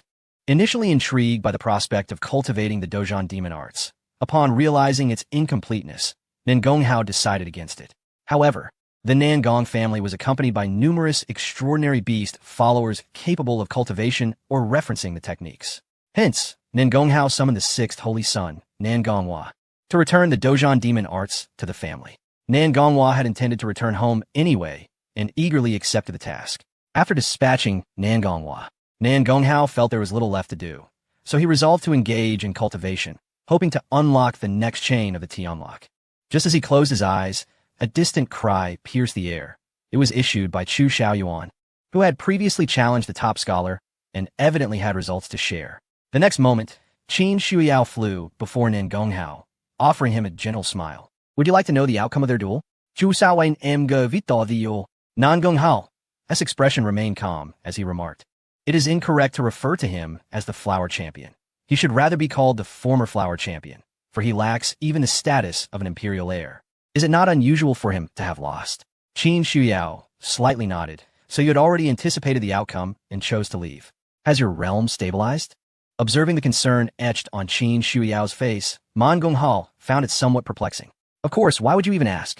For others who had just ascended, it was common to experience a period of instability. However, for someone as formidable as Nan Gonghao, such a phenomenon was inconceivable. Each time he broke through, he leaped across an entire major realm, reaching the pinnacle achievable within that realm, his strength as steady as if he had inhabited it for centuries. As the members of the Nangong family often said, were it not for the hindrance of the Tianqian divine body, Nan Gonghao might have already ascended to the rank of a great emperor. Noticing Nan Gonghao's confusion, a hint of shyness crept onto Qin Shuyao's lovely face as she averted her gaze, clearly wanting to express something yet hesitant to do so. This only piqued Man Gonghao curiosity further. Qin Shuyao had always been proud and forthright. What could possibly trouble her today? Could it be that the Qin family sought something from him? Nan Gonghao surmised that perhaps it was a matter of family difficulties that rendered Qin Shuyao reticent. However, Qin Shuyao shook her head and, with evident difficulty, spoke. "Do you think my realm is quite poor?" Her voice was so soft, it was almost imperceptible, and Man Gonghao nearly failed to catch her words. Yet, Upon finally grasping what she had said, he could not help but laugh. So it was that his remarkable performance had inadvertently instilled feelings of inferiority in her. Do not overthink it. Your strength is already considerable, Man Gonghao said sincerely. Yet, Qin Shuiao shot him an exasperated glare, even stomping her foot like a petulant child as she protested. My realm is indeed lacking. My strength is weak. You must not say I am strong. Nan Gonghao was taken aback. What was this peculiar behavior? Was she displeased by his praise? Nevertheless, it was evident that something was amiss with Qin Shuiao. Adopting a serious demeanor, he pressed, Shuiao, what is truly going on? Is someone troubling you? No, not at all, she replied, shaking her head, yet unwilling to elaborate further. Seeing her struggle to articulate her thoughts, Man Gonghao stood up decisively. Very well, if you are reluctant to share, I shall personally inquire with the Qin family. I wish to see who dares to trouble my woman. Please do not go, Qin Shuiao exclaimed, her face growing even redder. If you were to go, it would truly be mortifying. Her ears flushed with embarrassment. Her originally stunning countenance now bore a touch of adorable innocence. At that moment, Qin Yin'er emerged from the shadows, exuding exasperation as she remarked, Brother Hao, my sister simply wishes to know when you might find the time to share a night together. Nan Gonghao was taken aback by Qin Yin'er's bluntness. However, her words sparked a realization within him. Qin Shuiao possessed the Tianyin Xin body, naturally imbued with the power of the moon, allowing her to cultivate at an extraordinary pace. Yet, the nature of her body dictated that she could not survive for long. She would inevitably perish. To rectify this constitution, a pure yang body was required to harmonize with her yin essence. Although Nan Gonghao was not a pure yang body, his status as a Yu Huang allowed him to wield an abundance of Qin Xian energy, making him exceptionally capable of aiding in the harmonization of Qin Shuiao's physique. It was no wonder that she had been hesitant earlier. She was seeking to achieve such harmony with him. This, however, would inevitably lead to intimacy. As Qin Yin'er spoke so candidly, Qin Shuiao's face turned crimson, her head bowed as she bit her lip, struggling against the urge to flee while waiting for Noah's response. Nan Gonghao chuckled. Is it not merely a matter of sharing a bed? We can engage in other activities as well. Qin Shuiao, upon hearing this, felt a blend of shame and joy, shooting him a playful glare as she muttered under her breath, In your dreams, do not think of doing anything with me. Qin Yin'er, filled with envy, interjected, Brother Hao, would you mind if 3 of us were to join? Before Nan Gonghao could respond, C2 Rue appeared nearby, whispering, "It would actually be fine." Nan Gonghao was unperturbed by the prospect of a larger company, yet he sensed that Qin Shuiao would not be pleased. Her gaze was already lethal. Should he dare to agree, she would likely storm off back to her family. Thus, he thought better of it. After all, he cherished his wife. Moreover, was he the sort of man who would leap at the chance to bed every woman he encountered? With a firm tone, Nan Gonghao addressed Qin Yin'er and C2 Rue. If you wish to sleep with me, today is not that day. Perhaps another time. Qin Yin'er and C2 Rue exchanged glances, bewildered. Even Qin Shuiao cast several exasperated glances at Nan Gonghao. Deep down, she understood that with Nevel's striking appearance and unparalleled talent, countless beauties yearned to share a connection with him. She knew she could not prevent this. However, it was simply unacceptable to have both sisters join him on their wedding night, let alone include a maid for warmth. Qin Shuiao could not bear the thought. Primarily, she was uncertain of what to call them at that moment. Husband? Or perhaps brother-in-law? As the day still held some light, Qin Shuiao felt it inappropriate to pull Nan Gonghao away for sleep. Blushing, she mentioned that she would return to prepare and requested that he visit her later that night. Before hastily departing, Qin Yin'er wished to stay, but was forcefully drawn away by Qin Shuiao. C2 Rue naturally dared not linger either. While the group shared light-hearted banter, a solitary figure departed from the Bai Ma Academy, forlorn and dejected. It was none other than the former flower champion, Chun Shiqing. Having been defeated by Chu Xiaoyuan, he had lost the title of Young Supreme on the spot. The newly confirmed relationship with Yong Xiaoya had not even garnered her concern. She had not spared him a single glance. Overtaken by those he had underestimated, and now publicly vanquished by a new student, he had lost the identity of Young Supreme. To add insult to injury, he had been cuckolded by the beautiful partner he had only just acquired. This humiliation brought him to the brink of despair. Yet, in the depths of his despair, inexplicably, some strange memories surged into his mind. These memories did not seem to belong to him, yet they felt familiar. Ultimately, Chun Shiqing confirmed that these recollections were those of his past life. In that peculiar memory, he beheld himself standing proudly against the void, wielding unmatched strength to conquer all. Behind him trailed countless powerful beings, and a colossal black temple loomed in the background. The temple exuded an imposing aura, seemingly capable of suppressing the ages, housing untold treasures and techniques. Now, Chen Shiqing resolved to venture into the Hongmeng Demon Sea to reclaim that black temple and recover his formidable past self. He would return to trample Chu Xiaoyuan and defeat Nangahao, proving to all that he was the destined one, the strongest existence, especially to that wretched Yang Xiaoya. He would make her kneel and beg for his favor. With a chilling gaze, Chen Shiqing departed swiftly, unaware that a shadowy figure lingered just behind him, discreetly tailing him. It was Ying Yi. Ying Yi wore a sorrowful expression. He was a proud shadow guard of the Mongong family, dispatched to protect the Divine Sun. Yet now, the Divine Sun was a force of nature, so powerful that he required no protection and often sent Ying Yi on such covert tasks. However, during a previous surveillance of Su Chun, Ying Yi had gleaned valuable insights into the techniques of the Emperor's guards, benefiting greatly from the experience.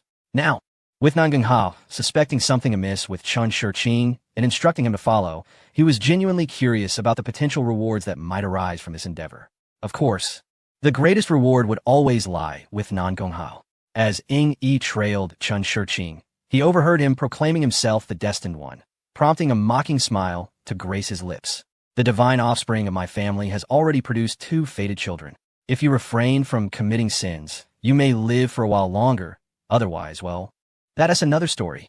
At this moment, Nangahao was using his celestial vision to survey the students of the academy. Previously, he had inadvertently unleashed this divine ability and noticed that Chen Shiqing's fortune had transformed from a crimson hue to a golden one. This revelation indicated that Chen must possess some extraordinary destiny, prompting him to immediately send Ying Yi to follow him. Fated children are the most sought after. A wicked smile crept across Nangonghao's face. Yet, even with such an expression, he remained exceptionally handsome. Fortunately, he was cloaked in divine light, or else he might have captivated a group of female cultivators who were secretly watching him from afar. Despite not being able to discern Nangonghao's true visage, some still could not resist approaching to flatter him. The third-ranked beauty, Yang Xiaoya, gracefully approached from a distance, her face adorned with a seductive allure.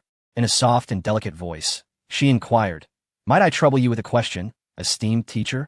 This woman had evidently donned a revealing red dress, exposing her fragrant shoulders, with her beautiful legs playfully swaying beneath the hem, making her resemble a blooming rose, enchanting beyond compare. She seemed to have applied a touch of makeup and fragrance, enhancing her already exquisite beauty. However, unbeknownst to her, as Yang Xiaoya approached, she tripped over the flat ground, exclaiming as she lunged toward Nangahao. Her fragrant, delicate form was about to tumble into his embrace. Yang Xiaoya feigned panic as she lunged toward Nangahao, clearly intending to offer herself willingly. This sight left many female cultivators in the vicinity gritting their teeth in envy. Yet, they were powerless, for Yang Xiaoya held the upper hand. She was the third-ranked beauty of the academy, stunningly beautiful with an enviable figure. Countless young lords from first-rate and immortal factions coveted her, and even the previous top scholar had pursued her for an extended period. This was a testament to her allure. Just as everyone anticipated that Nangahao would catch the swooping Yang Xiaoya and perhaps even draw her close, he swiftly evaded her grasp. Yang Xiaoya, who was accustomed to being adored by men, was experiencing her first bold attempt to pursue one. She had been confidently imagining her success, only to be taken aback when Nangahao dodged, leaving her no time to react. With a thud, Yang Xiaoya fell to the ground, landing in a most undignified manner. Those around her were left in disbelief. What was happening? With Nangonghao's prowess, he should have been able to catch her, right? Yang Xiaoya, stunned from her fall, momentarily forgot to rise. Standing nearby, Nangahao remarked coolly, "Do not presume a toad can aspire to eat swan meat. Diligent study is of utmost importance." Upon hearing this, those around began to understand. It turned out that Nangahao looked down upon Yang Xiaoya. Laughter bubbled up, but it was tinged with worry.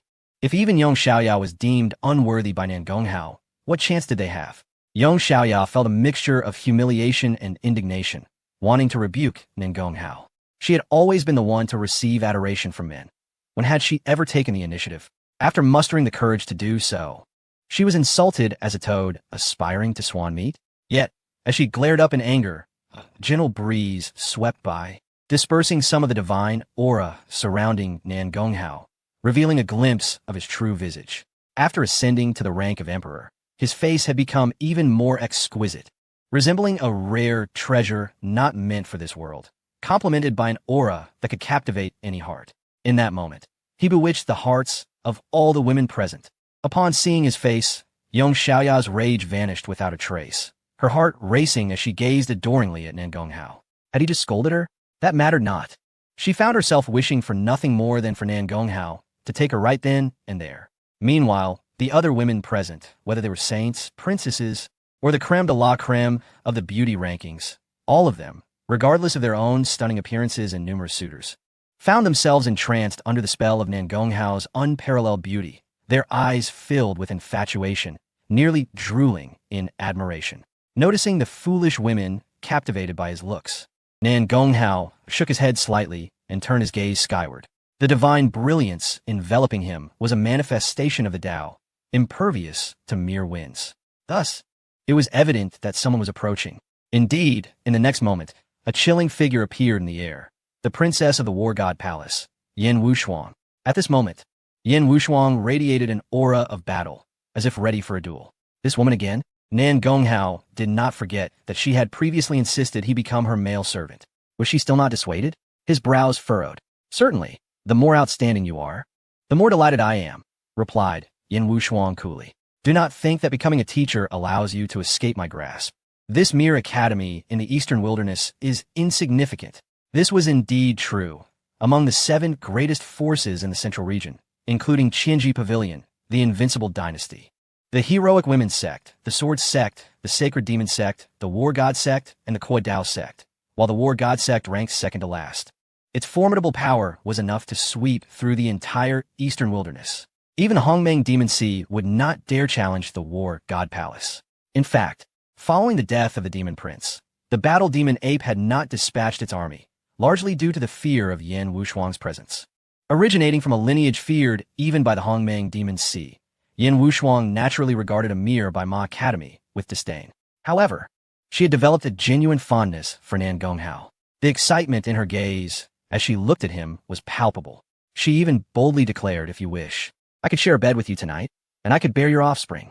It was noteworthy that Yin Wushuang had a certain fastidiousness. She despised others touching her, and even those who ventured too close would be repelled.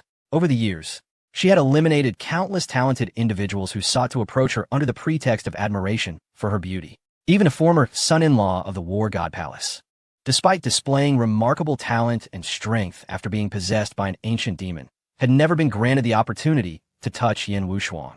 Now this ruthless princess, known for her bloodlust, was willing to let Nan Gonghao sleep with her, a testament to her infatuation. Of course, externally, it would be said that Yin Wushuang had taken Nan Gonghao as her own. Yet, this was enough to astonish countless individuals in the central region.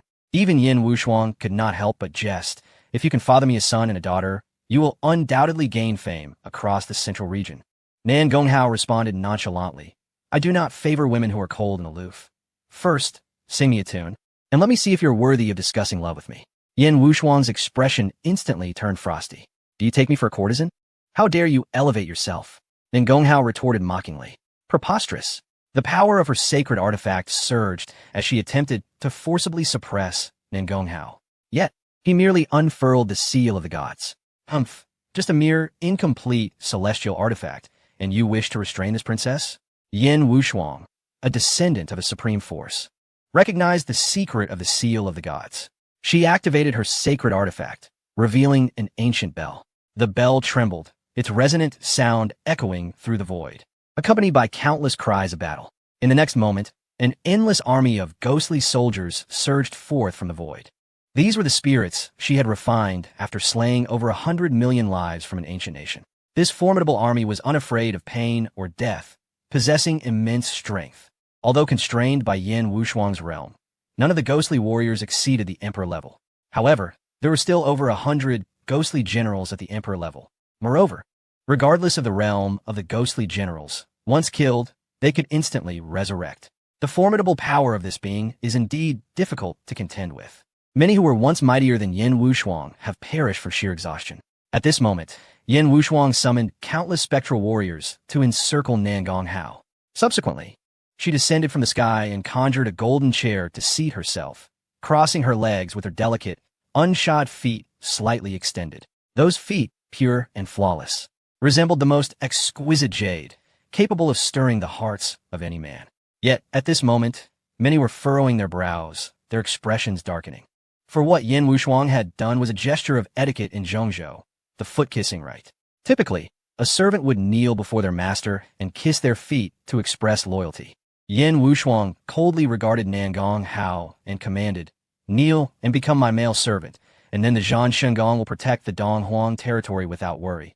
Otherwise, the army of the Hongmeng Mo Hai will march forth, and you shall not withstand them." The students from the academy, along with the mountain lords and teachers who had hurried over upon hearing the news, clenched their fists in response. Clearly, Yin Wushuang was taking advantage of the situation. Yet, her words bore truth. The power of Zhongzhou far surpassed that of the peripheral Donghuang region. The Zhan Shengong was one of the most formidable forces, and should Yin Wushuang offer protection for Donghuang, the Hongmeng Mo Hai would undoubtedly think twice before acting rashly. Although Nangong Hao had previously repelled the Hongmeng Mo Hai and assured that he would address the matter with the Dozhan Mo Dian, there remained an undercurrent of concern among the crowd. After all, no matter how talented Nangong Hao might be, it was unlikely he could subdue the entire Hongmeng Mo Hai. Moreover, no one wished for him to confront them. With his extraordinary talent, as long as he did not fall, he was destined to become a quasi-emperor. Should he indeed venture into the Hongmeng Mo Hai and fall into an ambush, even sustaining minor injuries would be a loss for the entire Donghuang region. Many gazed at Nangong Hao with complex expressions, uncertain of his decision. Chapter 100.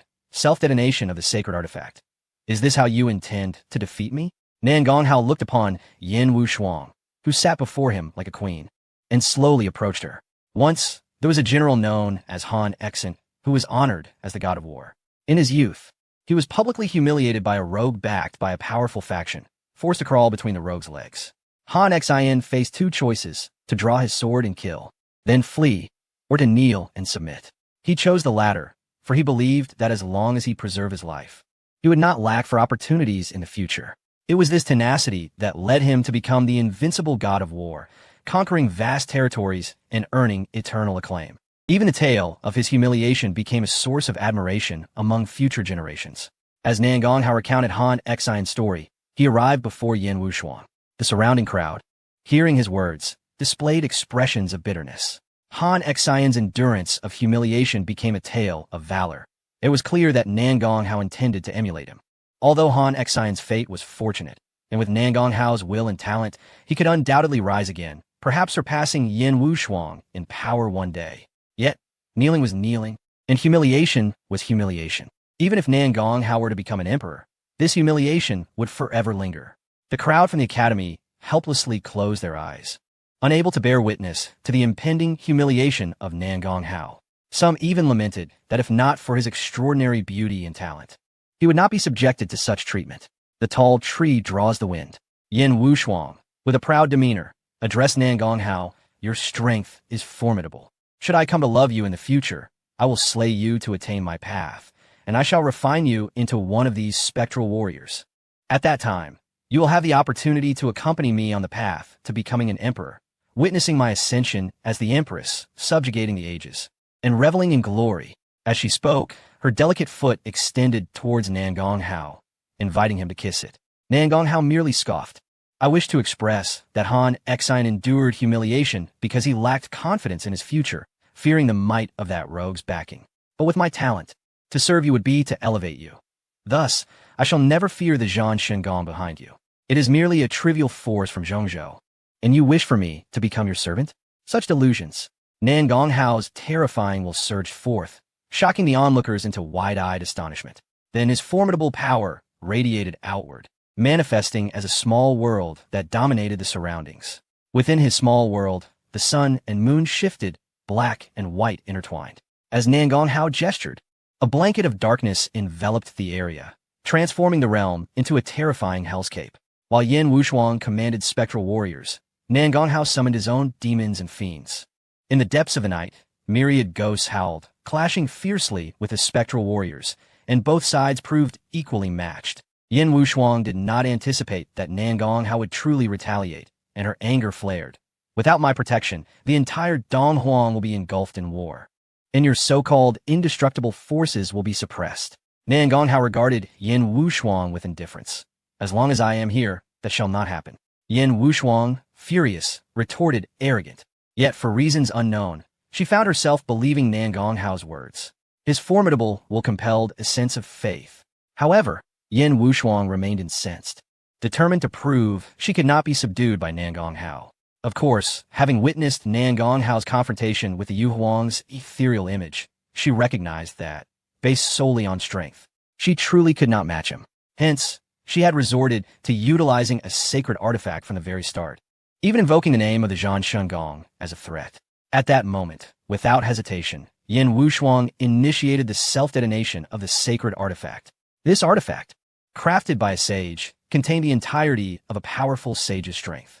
Once unleashed, it would rival the explosion of a sage-level being. The power would be cataclysmic, capable of obliterating all. Should it be unleashed, the entirety of Bama City would vanish. Yin Wushuang, having trained in the motionless sword path, was naturally unconcerned about such consequences. Yet the others were left dumbstruck. Teacher, be cautious. Retreat quickly. This madwoman. A chorus of alarmed voices erupted. Unfortunately, they had not anticipated Yin Wushuang's sudden action, and thus were too far to provide any aid. Nan Gonghao reacted swiftly, having anticipated Yin Wushuang's capacity for recklessness, and had prepared accordingly. The Feng Shun Bang hovered above his small world, releasing the previously subdued demon ape, another sage-level being. Boom! Boom! Boom! The terrifying force of the sacred artifact's explosion reverberated through the heavens and earth, generating a surge of spiritual energy capable of annihilating all, instantly tearing apart Nan Gonghao's small world. Both Yin Wushuang's spectral warriors and Nan Gonghao's fiends were swiftly obliterated amidst the cacophony of wails. Even the ground fissured, creating a chasm of unfathomable depth. That crack continued to expand, gradually consuming the entire academy. In this critical moment, Meng Ziyu intervened to stabilize the surrounding space. Immediately, all the mountain lords rushed toward the epicenter of the explosion, eager to ascertain whether there was any chance of rescuing Nan Gonghao. Though Yin Wushuang had evaded the worst of it, she sustained some internal injuries. With blood trickling from her lips, she laughed maniacally, her sword intent and battle energy swirling. Nan Gonghao, you have ultimately miscalculated. Even before your confrontation with the Yu Huang, I had already fallen for you. Now, I shall personally slay you, and my emotionless sword path shall reach its zenith. Witnessing this breathtakingly beautiful woman descend into madness, the onlookers could only describe her with one phrase: a heart of a viper. Yet as the explosion's power dissipated, a figure emerged unscathed. It was none other than Nan Gonghao. The crowd stared in disbelief, their eyes wide with astonishment. How could this be possible? Such terrifying power failed to vanquish Nan Gonghao. Nan Gonghao remained the epitome of a perfect gentleman amidst a tumultuous world, unscathed and impeccably attired. Moments prior, a sage from the Mo Yuan clan had sacrificed his life to shield against the overwhelming force of a sacred artifact's explosion.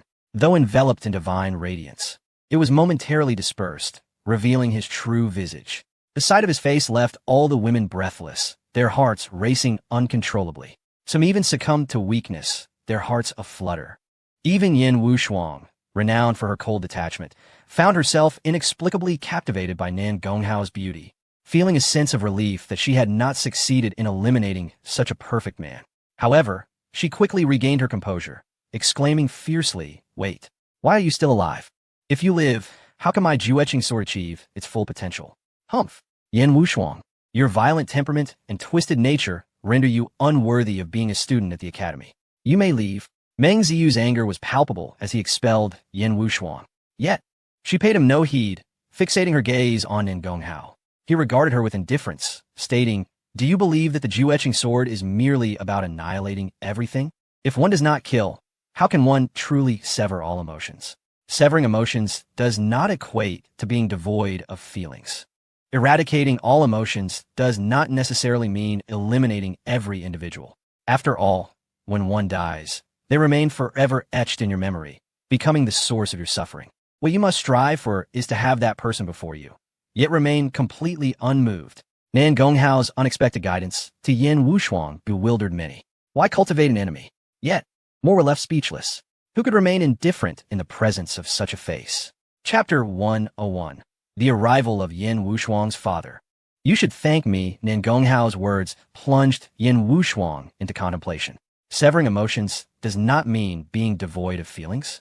To never be stirred by someone? Yin Wushuang, being astute, quickly grasped his intent. You wish for me to hone my resolve in swordsmanship? Nan Gonghao nodded. Indeed, the Ju-etching sword is not meant to render you emotionless, but to allow you to forget everything in the moment of striking, unperturbed by various emotions.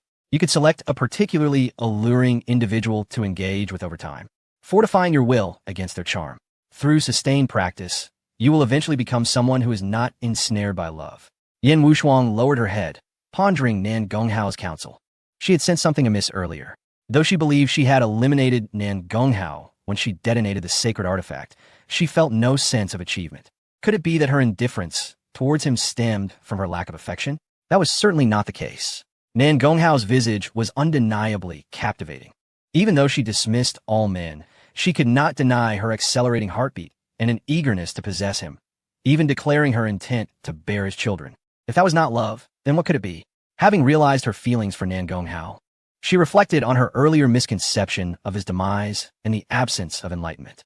This indicated that eliminating the one she loved seemed to yield little benefit in her cultivation. Did she truly need to follow Nan Gonghao, enduring his captivating presence to refine her character? As these thoughts crossed her mind, she suddenly snapped back to reality with a cold laugh. Nan Gonghao, your suggestion to alter my training methods must be a ploy to keep me close, using me to threaten the Hongmeng Magic Sea, so they dare not invade the East Wilderness, correct? The onlookers appeared enlightened by this revelation. They had wondered why Nan Gonghao was advising Yin Wushuang on her cultivation. It was indeed for the sake of the East Wilderness, truly befitting of a sage. However, Nan Gonghao scoffed. Do I need to deceive you to keep you by my side? In an instant, the Fengshan list materialized, with the previous Mo Yuan powerhouse obliterated. Nan Gonghao intended to utilize Yin Wushuang to replenish his ranks. This woman had previously acted arrogantly, even demanding to enslave him. If she did not face consequences, future challengers to Nan Gonghao would only increase and grow more audacious. Upon witnessing the appearance of this treasure, Yin Wushuang's expression shifted dramatically, and she warned Nan Gonghao, should you dare to suppress me, beware of the wrath of the War God Palace. The Fengshan list showed no signs of hesitation as it descended, enveloping Yin Wushuang. In a fit of rage, she unleashed her sword aura, attempting to shatter the Fengshan list. Yet, no matter her efforts, this celestial artifact, albeit incomplete, easily subdued her. Soon after, Nan Gonghao seated himself upon the golden throne Yin Wushuang had previously occupied. His divine radiance re-emerged, rendering him enigmatic and elevating his aura to new heights. Perched upon the throne, he bore the demeanor of an ancient emperor, instilling a sense of reverence that compelled others to bow before him. Yet in the next moment, Nan Gonghao pointed at his own foot, eliciting gasps from the onlookers. Could it be that he intended for Yin Wushuang to perform the act of kissing his foot? He sought to have a descendant of one of the 7 great powers of Zhongzhou serve him as a slave? Even the distant mountain lords and academy scholars displayed expressions of disbelief. Liu Qianxi anxiously implored Meng Xiyu. Jiaseng. Remember that a scholar may be killed, but must not be humiliated. If the sage proceeds with this, it may provoke the War God Palace's fierce retribution. Yin Wushuang's name was inscribed upon the Fengshan list, igniting her fury. Upon witnessing Nan Gonghao's posture, her rage escalated, and she seethed. You wish to make me your slave? You better consider the consequences. Frost slave, come here, Nan Gonghao commanded nonchalantly. Hearing that title, Yin Wushuang nearly exploded with anger. Yet, under the control of the Fengshan list, she found herself utterly incapable of resisting Nan Gonghao's order. Unwillingly, she approached him, and before the eyes of the gathered crowd, humiliated, she knelt upon the ground. Witnessing the once imperious and ruthless Shura princess kneeling before Nan Gonghao left the onlookers astounded. Nan Gonghao's audacious methods perpetually surpassed their expectations and imaginations. He had indeed compelled a successor of one of the paramount powers of Zhongzhou to kneel before him, and publicly at that. I will kill you. I swear it. Yin Wushuang ground her teeth, her heart devoid of love for Nan Gonghao, filled only with fury. Yet, She remained unable to control her body, slowly bowing down. Her fiery red lips, sought after by countless proud heirs, pressed against Nangonghao's boots. This act forever branded her with the mark of slave. Even if she were to ascend as an empress, she could never erase the humiliation of this day. The overwhelming disgrace nearly caused her to faint. Yet she could only passively endure it all. Nangonghao regarded Yin Wushuang's despairing countenance and remarked, "Remember my words. The path of the Jueqing sword emphasizes the cultivation of one's heart. If one day you can fully let go of today's humiliation, your swordsmanship will undoubtedly reach its zenith." Yin Wushuang suddenly lifted her head, her stunning face alight with murderous intent. "You will regret this." Nangonghao caressed her smooth cheek, saying, "This expression is unbecoming. Smile for me." Yin Wushuang, unable to resist the command, was compelled to smile, her beauty blooming like a garden in full bloom, enchanting all who beheld her. Many male students were left speechless, with some even stirred to the brink of criminal thoughts. What a beautiful woman, an immortal descending from the heavens. Yet, now she was forever Nangonghao's female slave. This thought stirred immense discontent among all the men. Even many mountain lords could not suppress a twinge of envy. Meanwhile, the sage Meng Ziyu gazed solemnly into the distance. He understood that the war god palace would not remain idle. Indeed, in the next moment, a sword sliced through the endless void, hurtling forth from the direction of Zhongzhou. The sword emitted a resonant clang, shattering everything in its path. And in the blink of an eye, it arrived before Nangonghao. Meng Ziyu swiftly moved to intercept the blade, his voice deep and resonant. The war god palace. A formidable force does not recognize that the master is acting in the interest of your heir. With a hum, the sword radiated a fierce battle aura, transforming into a towering figure. Yin Wushuang, kneeling beside Nangonghao's golden throne, gasped in shock, "Father!" This was none other than Yin Wushuang's biological father, the current leader of the war god palace, Yin Yunk. However, it was merely a shadow traversing infinite distances. Yin Yunk coldly regarded Meng Ziyu, commanding in a domineering tone, "Step aside. You are unworthy to converse with me." Meng Ziyu frowned, but refrained from retorting. Although their strengths were comparable, Yin Yunk was the helm of the war god palace. His personal presence warranted a reception from Nangonghao, the master of the White Horse Academy. Yet, the disparity in strength between Nangonghao and Yin Yunk caused Meng Ziyu great concern. Nangonghao, however, remained unfazed, stating nonchalantly, "As a sub-saint, you may simply step aside." Meng Ziyu sighed at this remark, but complied. Still, Nangonghao remained seated upon his golden throne, even toying with Yin Wushuang's flowing locks, casually remarking, "Are you here to express gratitude for my guidance of your daughter?" This statement elicited sharp intakes of breath from those present, including Yin Wushuang, who was left dumbfounded. She had anticipated that Nangonghao would immediately apologize upon facing her powerful father, even expecting to witness him receive a scathing reprimand. Yet, the vengeful scene she envisioned never materialized. Confusion enveloped her. How could Nangonghao be so audacious? Her father was the leader of a supreme force, endowed with immense power and esteemed status. His mere presence commanded submission from countless subordinates, and with a single command, the entirety of the East wasteland would tremble. In this dire situation, Nangonghao remained remarkably composed, even audaciously boasting, leaving all baffled. Chapter 102. The Contest of Imperial Artifacts. The former empress, upon hearing Nangonghao's request for gratitude, Yin Yunk's expression darkened. "You are indeed as arrogant as the rumors suggest, boy. Alas, your insolence exceeds your strength, and this will bring you calamity." Boom! Yin Yunk unleashed a torrent of battle aura, transforming the surroundings into an ancient battlefield spanning thousands of miles. Accompanied by a spine-chilling scraping sound, terrifying skeletons and zombies began to emerge from the ground. These were Yin Yunk's trained ghostly generals, significantly more powerful than Yin Wushuang, with some even surpassing the strength of saints.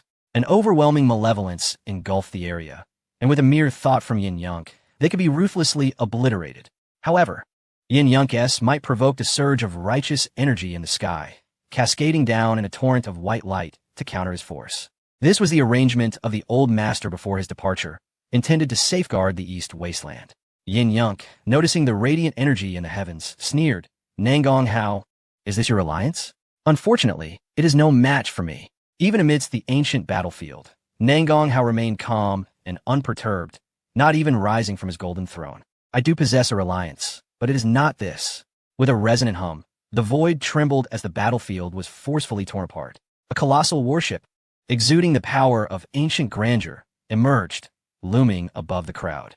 The Shihai clan's imperial artifact, the Void Warship. The Nangong family had invited various forces from the East Wasteland to attend the new master's inauguration. They had brought the imperial artifact to lend support, only to encounter Yin Yunk's interference.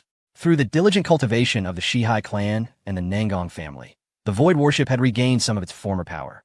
Although it could not resist a true imperial artifact, it could easily suppress Yin Yunk. The Void Warship quivered lightly, unleashing its might. The ancient battlefield summoned by Yin Yunk instantly crumbled, inflicting damage even upon his shadow. Yin Wushuang exclaimed, "Father," though her relationship with him was distant. He was her only hope. Yin Yunk's countenance remained icy, devoid of fear as he coldly remarked, "The Void Warship? Merely a dilapidated imperial artifact. And it dares to be arrogant?" Simultaneously, in the Central State's War God Palace, an imperial artifact resembling a tiger talisman trembled slightly, unleashing a violent force that surged across the void, crashing into the Void Warship. At this moment, beings from both the Central State and the East Wasteland were astonished. An imperial artifact battle? Was this to bring about the annihilation of the East Wasteland? Surrounded by chaotic energy, the Void Warship clashed violently with the Tiger Talisman. Even without full power and with one artifact being incomplete, the confrontation was still exceedingly terrifying, tearing apart the very fabric of space. An endless tide of chaotic energy surged from the void, forming a devouring black hole, a terrifying scene reminiscent of the apocalypse. The cultivators below were paralyzed with fear merely at the sight. Just as despair blanketed the spectators, the Nangong family's imperial artifact trembled. The shaking heaven bell, famed for its spatial manipulation, resonated with a chime, swiftly quelling the turmoil wrought by the clash between the Void Warship and the Tiger Talisman. Faced with the suppression of two imperial artifacts, the Tiger Talisman exhibited no fear. Even emperors have their strengths and weaknesses. This is especially true for imperial artifacts. Should the ancient royal clans from the primordial demon sea assault the East Wasteland, perhaps the four enduring forces could not halt them, yet they could relocate with their imperial artifacts. However, if the War God Palace, one of the strongest forces in the Central State, intervened, the four great powers would have no opportunity to escape. This exemplified the might of the War God Palace. And it was this confidence that allowed Yin Yunk to approach alone with merely a shadow. Nonetheless, the shaking heaven bell and the Void Warship did not attack the Tiger Talisman. An imperial artifact battle in the East Wasteland would instantly annihilate all living beings in the vicinity. Their sole intention was to protect Nangong Hao, not wishing to bring about widespread suffering.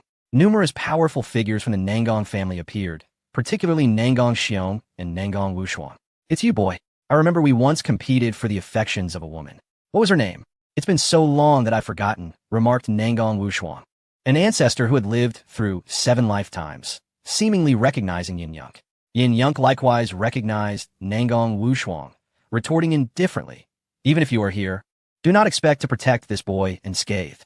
Nangong Wushuang glanced at Nangong Hao, only to find him still leisurely seated, even having Yin Wushuang rub his legs, prompting a sigh of resignation. "Say something?" Others turned their gazes toward Nangong Hao. In truth, the source of this turmoil primarily stemmed from him. How he proceeded would determine whether the situation concluded favorably or unfavorably. Noticing the attention directed at him, Nangong Hao calmly stated, "Yin Yunk, you need not thank me. This is simply my duty." Everyone was rendered speechless. Even Nangong Wushuang chuckled in exasperation. "Boy, I am curious to see how you will resolve this." Yin Yunk coldly replied, "I too am quite eager." Ignoring the others, Nangong Hao smiled at Yin Wushuang, gently holding her delicate chin. "As you all know, I have never been fond of reading, but during my passage through the White Horse Pass set by the Master, he forcefully instilled all the knowledge from the countless tomes at that checkpoint into my mind. Those texts encompassed cultivation knowledge, principles of morality, and various strict etiquettes. Yet, among them, what captivated me most were the historical accounts and records of past prodigies. In those accounts, it was told of a remarkably formidable female quasi-empress in ancient times. She defied the heavens, trampling countless prodigies, reigning supreme in her era. She held the potential to ascend to the position of emperor, but was ensnared by emotions, causing her to falter at the final step. In utter despair, she created the emotionless sword path and sealed herself away, ultimately vanishing without a trace. Nangong Hao suddenly mentioned this matter, causing all present to furrow their brows in confusion.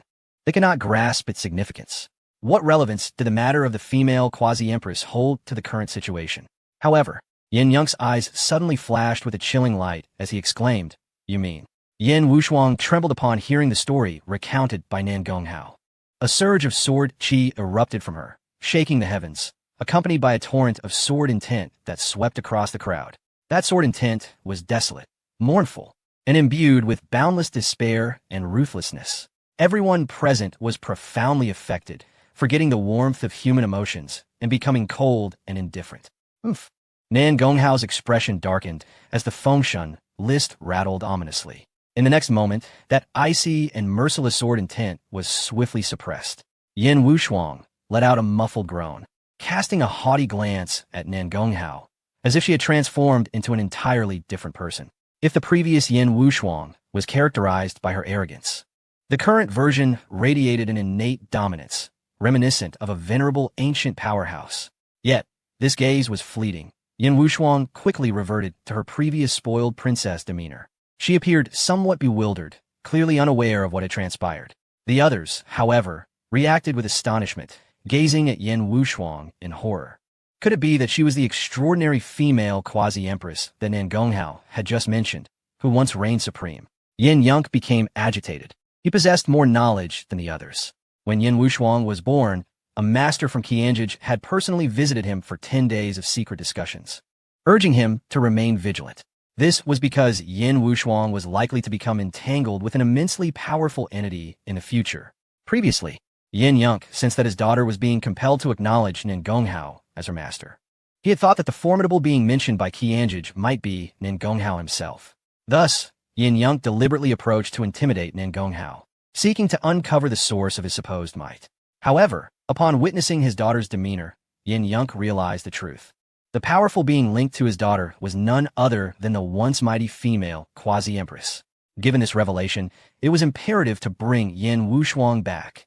That female quasi-empress was on the cusp of ascendance. Legend suggested that her strength could rival that of an emperor. She merely sought perfection in her ascension, which was why she had delayed taking the final step and had even sealed herself away. With the careful nurturing of the War God Palace, in this lifetime, both Yin Wushuang and the War God Palace would undoubtedly become eternally invincible. Chapter 103. Yin Yunk flees. Do not irk him again. Yin Yunk's gaze turned frigid as he reached for Nan Gonghao. He sought to annihilate him and seize the Fengshen list, believing that this would liberate his daughter. Yet, to his astonishment, Yin Wushuang suddenly positioned herself in front of Nan Gonghao, shielding him.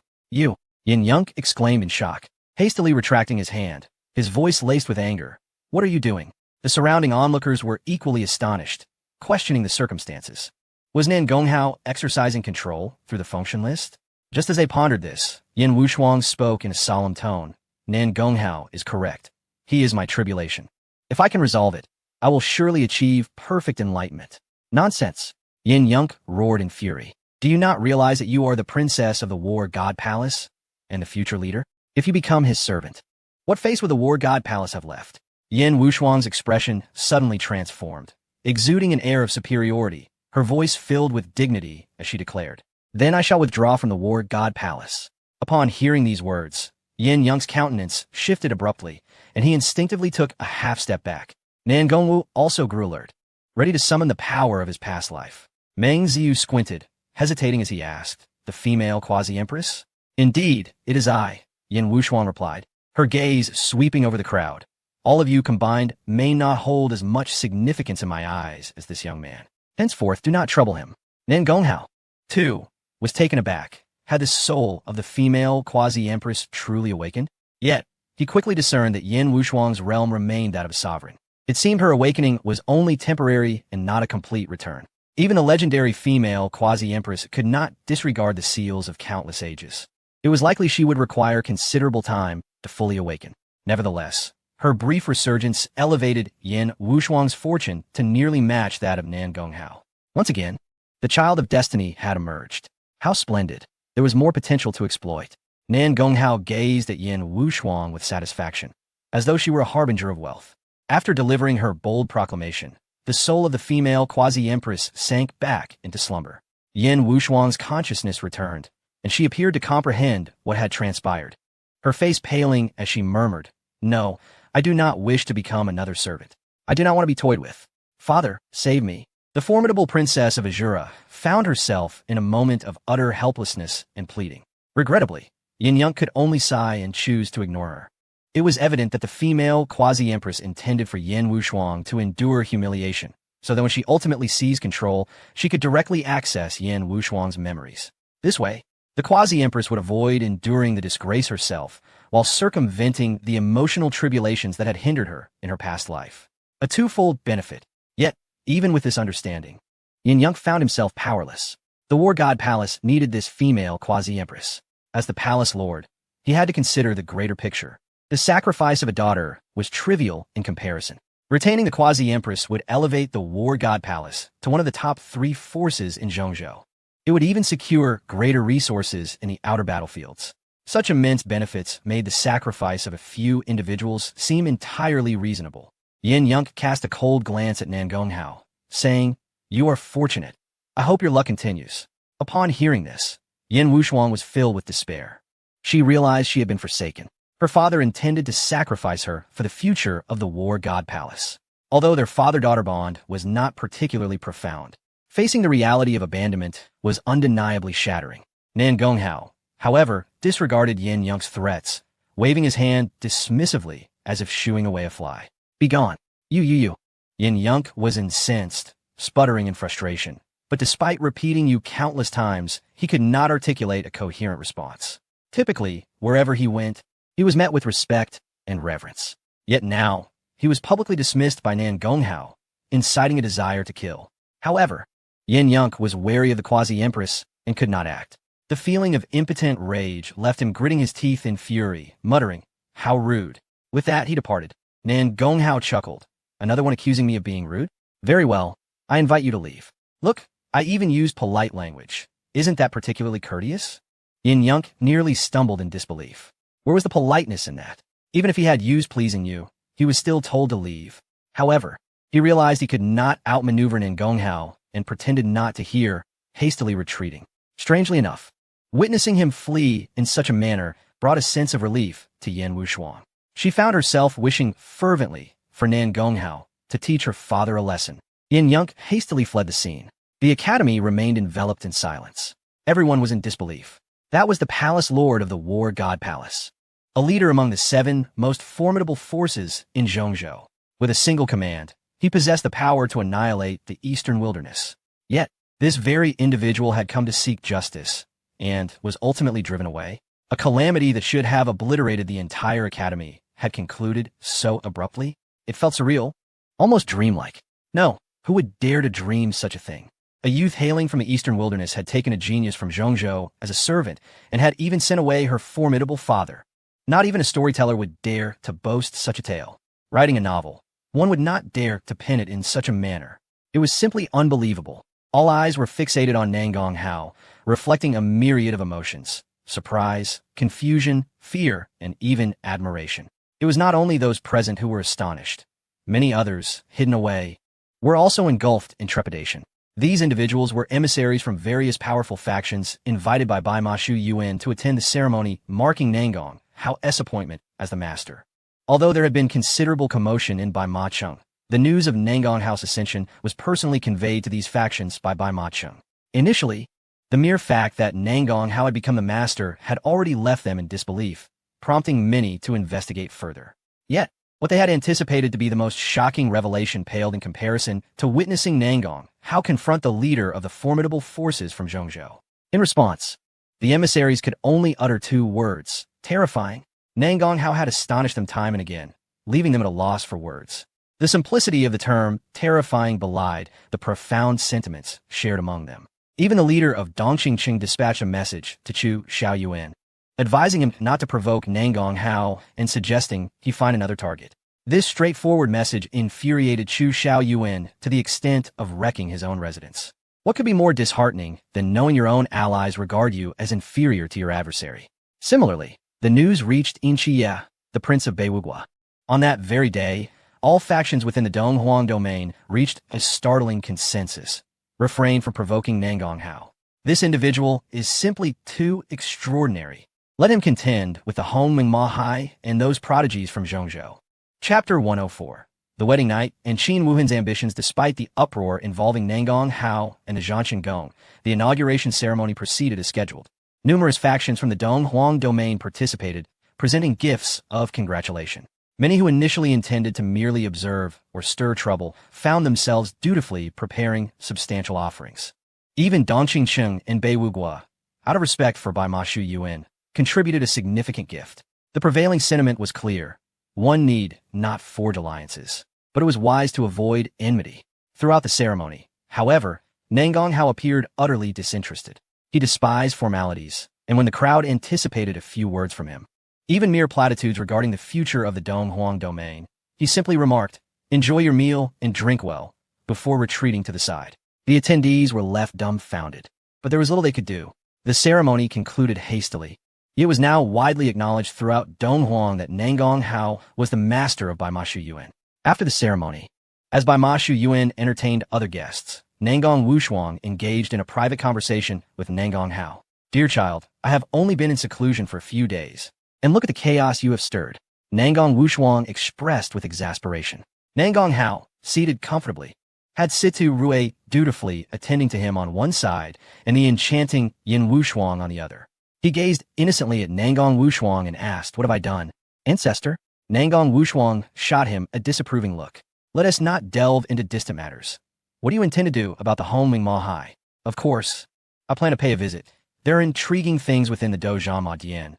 Nangong Hao replied nonchalantly. "What things? Celestial artifacts?" Nangong Wushuang inquired, furrowing his brow. "Who knows?" Nang Hao stood. Nangong Wushuang's expression turned cold. "Be serious." Nangong Hao chuckled. "I truly do not know what they are, but I assure you, they are valuable." Seeing he did not appear to be lying, Nangong Wushuang's demeanor softened. Yet his tone remained firm. "I will accompany you to the Hongming Mahai this time." Nangong Hao readily accepted, pleased by his acquiescence. Nangong Wushuang observed him intently. "Since earlier, I have sensed your restlessness, as though you were preoccupied with something. Is there a matter that troubles you? Do you think there is anything that could frighten me?" Nangong Hao replied, taking a sip of tea. "Indeed, what could possibly intimidate you?" Nangong Wushuang responded with resignation. At that moment, Situ Rui stifled a laugh and whispered, "Ancestor Wushuang, the young master's restlessness is due to someone waiting for him." "Who?" Nangong Wushuang inquired curiously. "Chu Xiaoyuan? That fellow has indeed sought to challenge Hauer, but after this incident, would he still dare? Or perhaps Yin Xia? That man is even less capable than Chu Xiaoyuan. Could it be someone from the Hongmeng Mahai is seeking trouble with you?" As the conversation progressed, Nangong Wushuang's expression grew serious. Nangong Hao looked disdainful. "Do you think I am like you, perpetually surrounded by suitors?" "What do you mean by that?" Nangong Wushuang asked, perplexed. Situ Rui quietly explained. "The young master intends to assist Miss Qin Shuiyao with her physical condition." "Qin Shuiyao? She possesses the Tianyin Xuanti." "I see." Nangong Wushuang suddenly understood, shaking his head in exasperation. "You rascal, go quickly. If her condition improves, it will certainly benefit you as well." Without further hesitation, Nangong Hao rose to depart. He was not anxious, yet the thought of the stunning Qin Shuiyao awaiting him was enough to compel him forward. Nangong Wushuang watched as he left, feeling a twinge of envy, not because of any feelings toward Qin Shuiyao, but rather due to his admiration for Nangong Hao's striking looks. That face could truly captivate any woman. At that moment, Qin Wuhan, the head of the Qin family, approached. "Ancestor Wushuang, why is the divine child in such a hurry?" he inquired, puzzled. "Off to court your cabbage," Nangong Wushuang replied nonchalantly. Qin Wuhan. As night fell, Nangong Hao arrived at Qin Shuiyao's residence, which had been specially prepared by the academy. Although the master's abode was a mere thatched hut, the accommodations for the students were considerably better. At least, they were proper dwellings.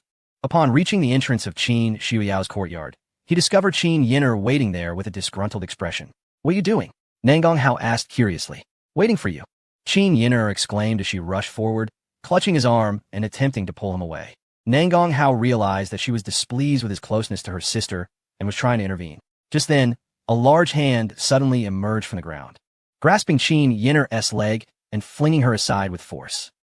She shrieked as she was sent flying like a meteor, quickly disappearing from sight. Then, the door of Qin Shuiyao's residence swung open, accompanied by an indignant voice. Aren't you coming in? Nangong Hao shook his head and stepped into the courtyard, entering the room. To his astonishment, Qin Shuiyao was adorned in a bride's red attire, her delicate face flushed with shyness. She was already stunning, but in her bridal garb, she resembled a blooming flame rose, irresistibly alluring. Observing her in this state, Nangong Hao felt his heart race. It is said that a woman is at her most beautiful on her wedding day. Though Qin Shuiyao was still a youthful maiden, donning the bridal gown undeniably enhanced her charm, rendering her captivating to any man. Nangong Hao approached her, lifting her chin gently with his hand, compelling her exquisite face to tilt upward. "My, you're excessively beautiful." Qin Shuiyao blushed, casting a sidelong glance at him. "Before I have a chance to regret this, you ought to." Without hesitation, Nangong Hao lunged forward. The next moment, the sound of tearing fabric echoed through the room, followed by Qin Shuiyao's bashful and fearful exclamations. "Why is it so large?" Outside, Nangong Wushuang and Qin Wuhan lurked in the shadows, eavesdropping with a lecherous air. Ahem, it appears that this mischievous lad possesses considerable skill, requiring no guidance from us. Does he? Nangong Wushuang coughed lightly. Qin Wuhan, feeling somewhat helpless, remarked, "I mentioned that such matters can be easily grasped without a teacher. We need not concern ourselves. Let's not dwell on this any longer. I wish to extend my congratulations to the head of the Qin family," he said with a measured tone. Nangong Wushuang understood his implication, and a barely contained excitement flickered across his face. This was due to the fact that his daughter's confinement caused by the Tianyin Xian body was finally on the verge of being lifted. Just as the Tianqian divine body is restricted by 7 heavenly chains, the Tianyin Xian body also bears limitations, primarily due to its overwhelming yin energy, which cannot be harmonized. Once it unites with a pure yang physique, the power of yin-yang harmony will elevate her realm at an astonishing rate. Throughout the annals of the Guangyuan heavenly domain, there have been several formidable practitioners of the Tianyin Xian body, including one who ascended to the status of emperor. Although Nangong Hao is not a pure yang body, he should have no trouble unbinding the limitations of the Tianyin Xian body. Once his daughter breaks free from her constraints, she will be able to reach that sacred place. The thought of that place ignited a fierce ambition within Qin Wuhan's eyes. As a first-rate power, the Qin family resided in such a remote location solely to protect that secret realm. Qin Wuhan firmly believed that once his daughter ventured there, the Qin family could potentially rise to become one of the emperor's esteemed clans. Chapter 105, An Astonishing Sleep. Qin Shuiyao prepares to depart. Nangong Hao and Qin Shuiyao shared a night together. Throughout that evening, the atmosphere was anything but tranquil. The heavens and earth roiled with turbulence, as if the gates of the underworld had swung open, unleashing an endless tide of yin energy that left countless souls in disarray. Yet, from the sky, a mysterious yellow aura descended, resonating like the evening drum and at times erupting like the morning bell. Ultimately, the intersection of yin and yang transformed into the Taiji symbol, swirling above Qin Shuiyao's courtyard. The vastness of heaven and earth was drawn in, coalescing into pure yin and yang energies that washed over Nangong Hao and Qin Shuiyao's forms. This phenomenon signified a transformation in Qin Shuiyao's Tianyin Xian body. The scholars of the academy sensed this celestial anomaly and were filled with curiosity about its nature. Many informed individuals, however, wore peculiar expressions. Goodness, does even a genius's slumber create such a commotion? The following morning, Nangong Hao gazed at the still curled figure of Qin Shuiyao nestled in the blankets, and said with a smile, "I will tidy up first. Today we set off for the Hongmeng Demon Sea." In truth, Qin Shuiyao had already awoken but was too shy to emerge. Upon hearing Nangong Hao's words, she hurriedly poked her head out, somewhat bewildered, and asked, "Why the rush?" Observing the lingering blush and shyness on Qin Shuiyao's face, yet still filled with concern for him, Nangong Hao approached her, gently ruffling her hair, and said softly, "Learning is like rowing upstream. One must exert effort, lest one falls behind." Upon hearing this, Qin Shuiyao found herself at a loss for words, biting her lip in protest. "Turn around and do not look. I will dress and join you." Knock, knock, knock. A voice came from outside, cautious and tentative. Nangong Hao frowned and turned back, asking, "Who is it?" A careful voice belonging to Situ Rue replied, "The head of the Qin family seeks the young lady." Although they were not officially wed, they had already engaged in the necessary rites. So Qin Shuiyao was naturally regarded as the young lady. However, upon hearing Situ Rue's address, Qin Shuiyao felt a wave of shyness wash over her. Yes, I understand. Nan Gonghao's expression turned slightly cold. It seems your father harbors some ulterior motives. Qin Wuhan undoubtedly knew that Nan Gonghao and Qin Shuiyao had spent the night together. Generally, parents would be somewhat discreet about such matters. After all, it was their daughter's wedding night, and they would surely want to allow the couple some intimacy. Yet here, in the early morning, Qin Wuhan had sent someone to urge them, suggesting he had other intentions. As one who often employed the chosen one for his own treasure-seeking endeavors, Nan Gonghao was acutely aware of Qin Shuiao's high value. In fact, after a night spent entwined with him, her fortune had transformed into a golden hue, rivaling even his own. This indicated that there was something evident and secretive about Qin Shuiyao. Many had remarked that this era was one of great conflict, where countless prodigies would emerge. Qin Shuiyao was certainly among them. Your father lacks the patience to achieve greatness, Nan Gonghao assessed without reservation. Qin Shuiyao shot him a reproachful glance. Is this how you speak of your future father-in-law in front of your own wife? However, she was not truly angry.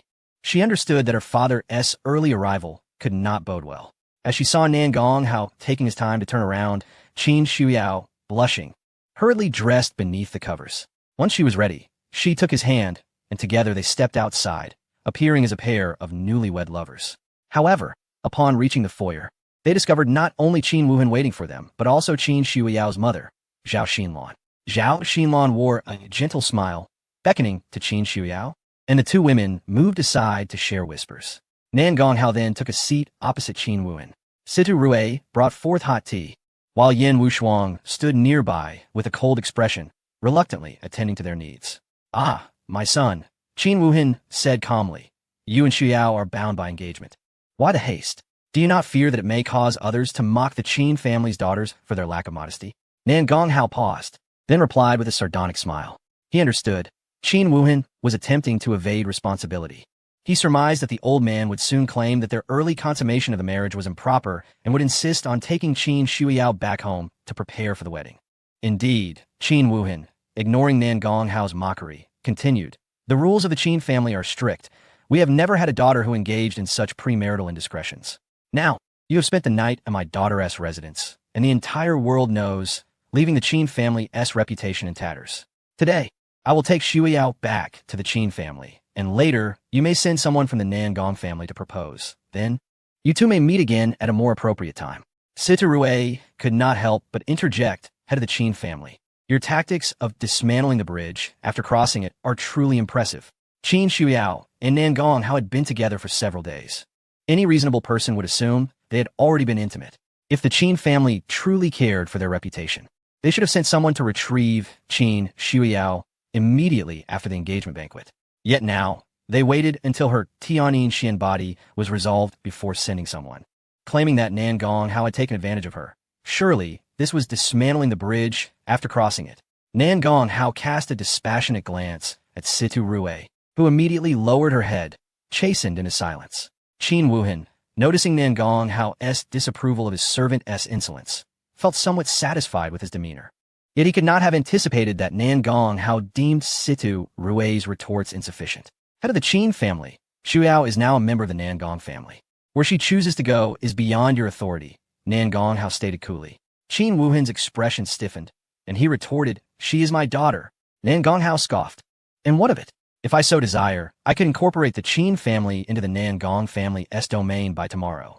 At that point, the Qin family would become a vassal of the Nan Gong family. Let alone Shuiyao, should I wish to claim all the women of the Qin family. What could you do about it? You. Qin Wuhan's face turned pale with rage. He had not expected Nan Gonghao to show him such blatant disrespect. In the distance, Zhao Xinlan and Qin Shuiyao were eavesdropping. Upon hearing Nan Gonghao's words, both women paled. Yet everyone present understood one undeniable truth. Nan Gonghao spoke with sincerity. He was indeed capable of executing such a feat. Qin Wuhan's expression darkened. He had initially thought that after a night of intimacy with his daughter, this young man would show some deference to the Qin family. However, he was confronted with the realization that Nan Gonghao remained unchanged, seemingly indifferent to Qin Shuiao's sentiments. Gritting his teeth, Qin Wuhan could not help but inquire, Chosen one, are you not afraid that Shuiyao, in a fit of anger, will refuse to marry you? Nan Gonghao's lips curled into a slight smirk. Is that your only bargaining chip? What do you mean? Do you think my daughter would defy my wishes? Qin Wuhan suddenly sensed that the situation was turning unfavorably. In the distance, Qin Shuiyao wished to approach and say something, yet Zhao Xinlan restrained her gently with a shake of her head, preventing her from doing so. Nan Gonghao sat casually in his chair, snapping his fingers. In the next instant, a colossal pressure descended from the sky. Although Qin Wuhan was a sage, his strength surpassed that of Nan Gonghao. Yet at this moment, he felt an overwhelming terror akin to a mountain pressing down upon him, nearly causing him to kneel before Nan Gonghao. It was the Imperial artifact. The void warship hovered above. Naturally, Qin Wuhan could sense the existence of the Imperial artifact, and his face turned pale as he sternly exclaimed, Nan Gonghao, I am your father-in-law. How dare you act against me? This is a profound disrespect. Do you wish for the world to mock you? Nan Gonghao rose, his gaze icy as he addressed Qin Wuhan. Remember, I dictate who you are. You are who I say you are. If I choose to acknowledge you as my father-in-law, then you may be. If I refuse to recognize you, annihilating the Qin family would be but a mere flick of my hand. His words, laden with menace, left no room for rebuttal. If Nan Gonghao truly desired to obliterate the Qin family, he would not require the Nan Gong clan as assistance. The void warship, even if damaged, was still an Imperial artifact capable of effortlessly crushing the Qin family. This exemplified the stark contrast between first-rate and immortal forces. As Qin Wuhan beheld the frigid expression of Nan Gonghao, his heart brimmed with dread. Yet, he was unwilling to admit that he feared this young divine son.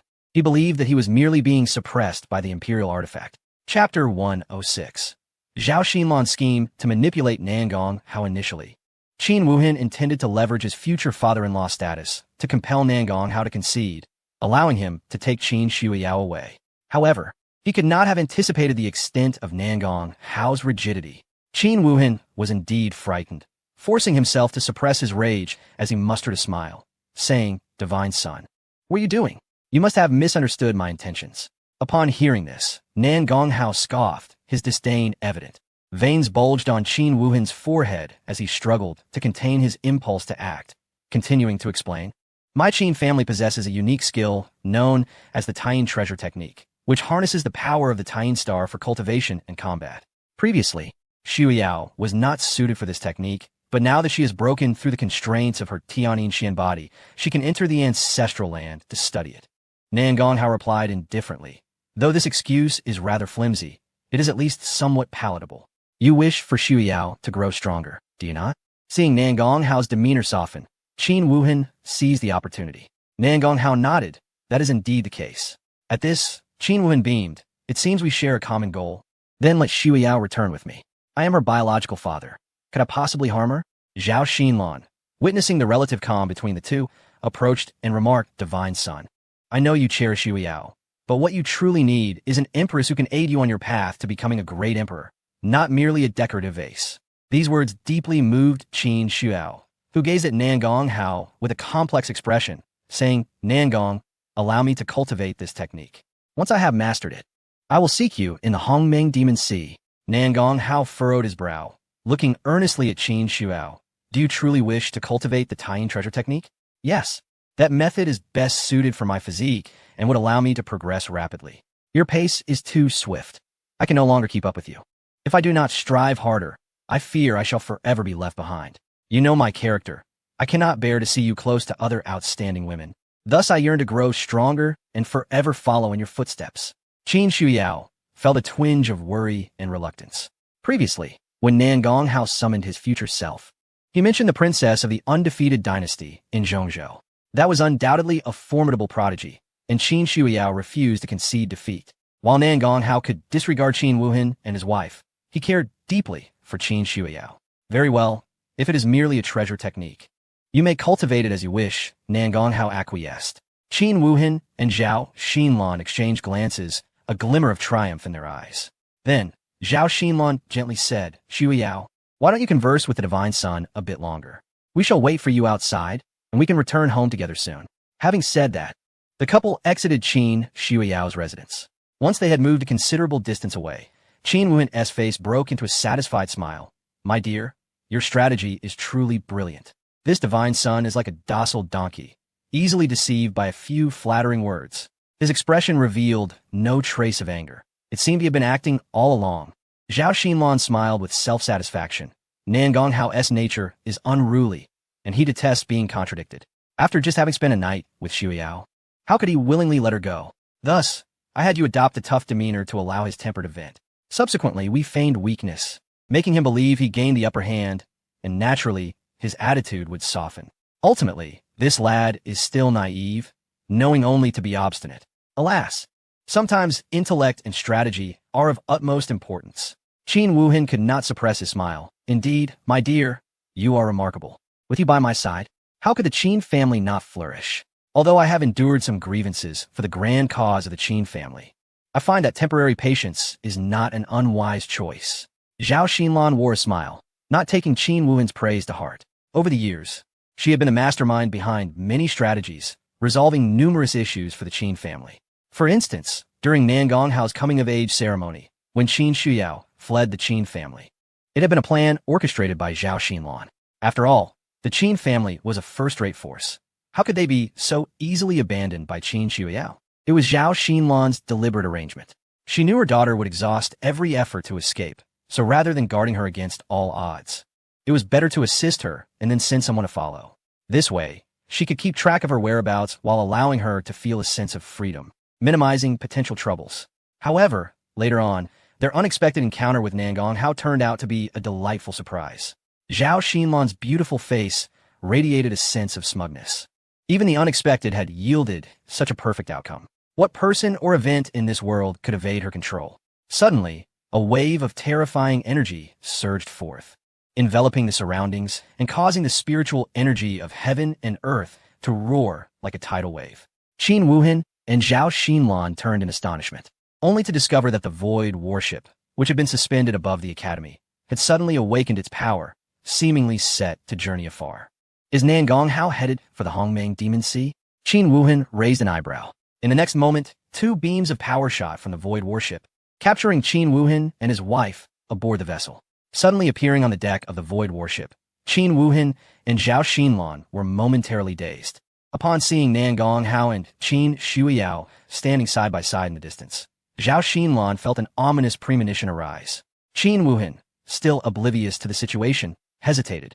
Divine Son, are you sending us back before heading to the Hongmeng Demon Sea? Nan Gonghao replied indifferently. I have inquired with Xu Yao.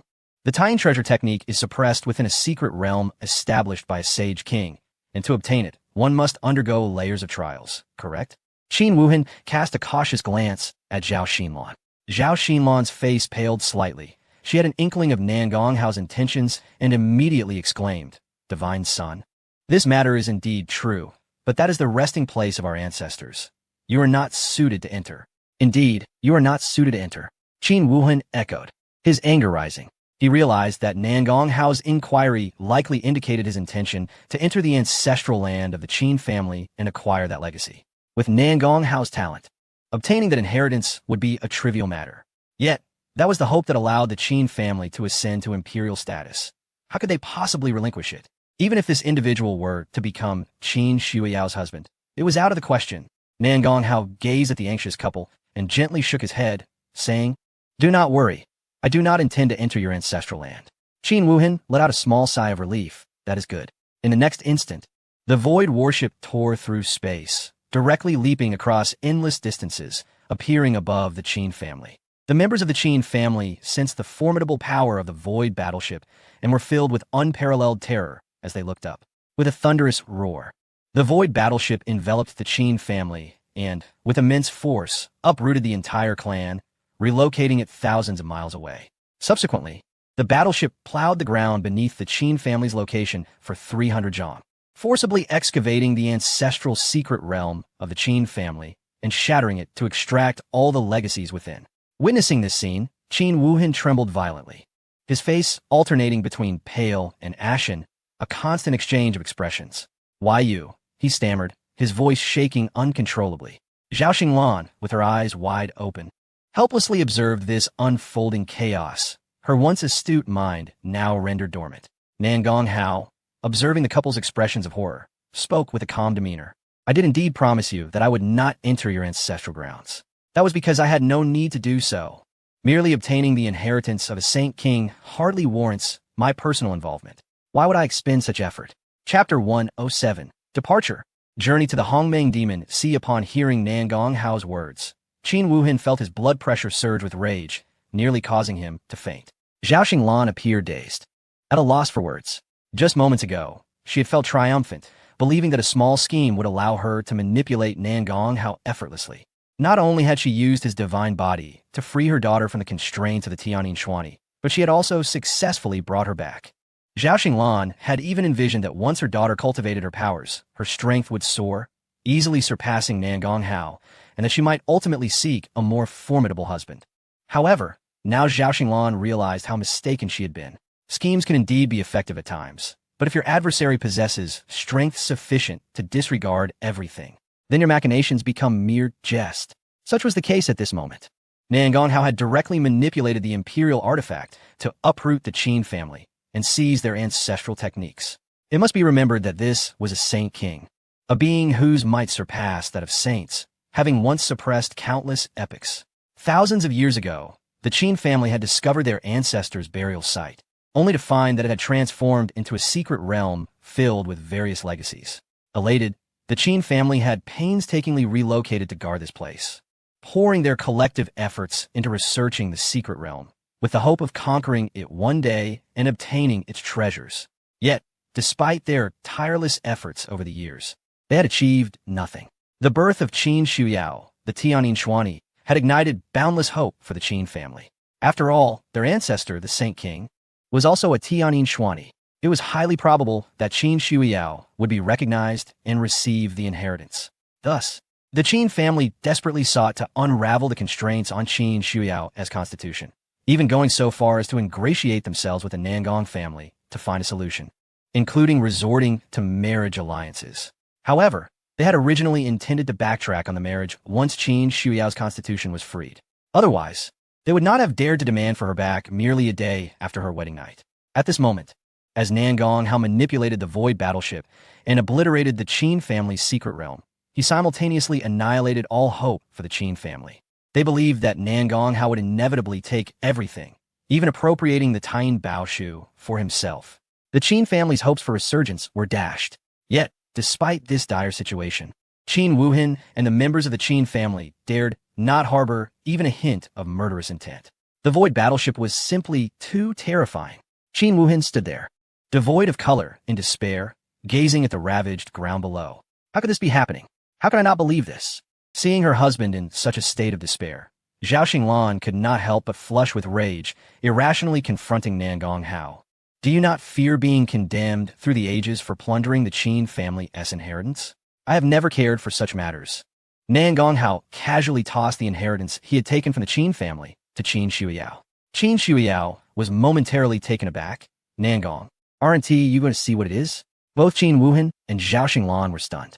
They had not anticipated that Nan Gonghao would relinquish the Qin family's inheritance so readily. Nan Gonghao did not respond, but instead inquired, "Isn't the Saint King particularly revered among your first-rate forces?" Qin Shuyao hesitated before nodding. "Indeed, he is our family's strongest combatant. However, my Nangong family possesses at least a dozen such powerful beings, some of whom even surpass the Saint King. So, you believe that the mere inheritance of a Saint King holds any significance for my Nangong family?" Nan Gonghao expressed his indifference. His attitude drove Qin Wuhan to the brink of despair. The return of the Qin family's most valued inheritance should have been a boon. Yet, to discover it was returned simply because it was deemed inconsequential was a crushing blow. He understood the vast disparity between first-rate forces and immortal powers. Yet he could scarcely fathom that the gap could be so immense as to render their entire family legacy insignificant. Qin Wuhan looked at the various inheritances in his daughter's hands. These were the treasures the Qin family had long awaited, yet they were casually dismissed by Nan Gonghao. His prior notions of Nan Gonghao as a predator of the Qin family's resources now felt like a cruel joke, driving him to near collapse. Zhao Xinglan displayed an expression of profound dismay, particularly after receiving a disdainful glance from Nan Gonghao, which left her with a bitter smile. She realized that Nan Gonghao had undoubtedly seen through her schemes. He simply could not be bothered to engage with them. For him, suppressing the Qin family was effortless. An ant, no matter how clever, could never threaten an elephant. In that moment, Zhao Xinglan's sense of defeat nearly consumed her. Nan Gonghao spoke coolly. You two should return to the Qin family and manage the affairs. Xu Yao and I are heading to the Hongmeng Demon Sea. Qin Wuhan and Zhao Xinglan departed without uttering a word, obediently acquiescing. After their departure, Nan Gonghao turned to the complexly expressioned Qin Shuyao and asked, What is it?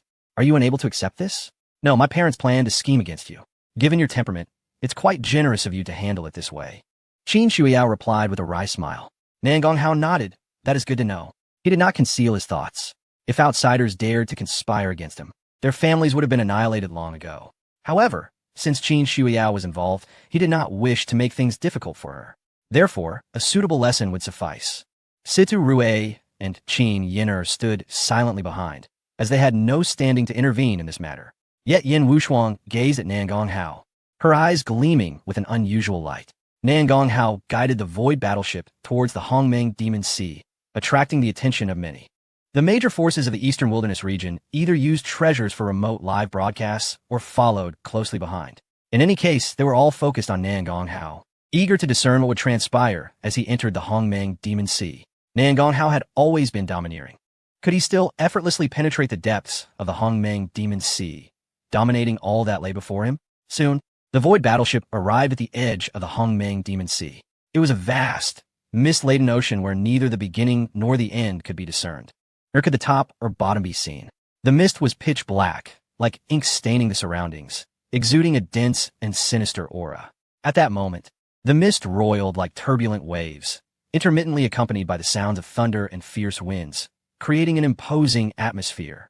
Standing before the Demon Sea, Nan Gonghao, inheritor of endless knowledge from his master, had various information about the Hongmeng Demon Sea automatically surface in his mind. The Demon Sea could erode the essence of cultivators. Thus, unless one had condensed the Imperial Golden Bone, reaching the monarch level, one could not traverse freely within it.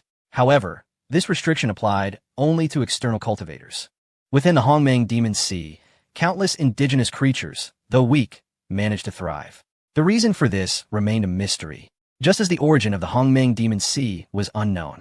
Since the inception of Guangyuan Tianyu, the Mo Hai has resided here, hence the appellation Hongmeng, signifying its ancient lineage. Chapter 108, Opening the Trap, inviting Nan Gonghao. The onlookers observed Nan Gonghao standing before the Hongmeng Mo Hai, quietly contemplating. A sense of confusion enveloped them.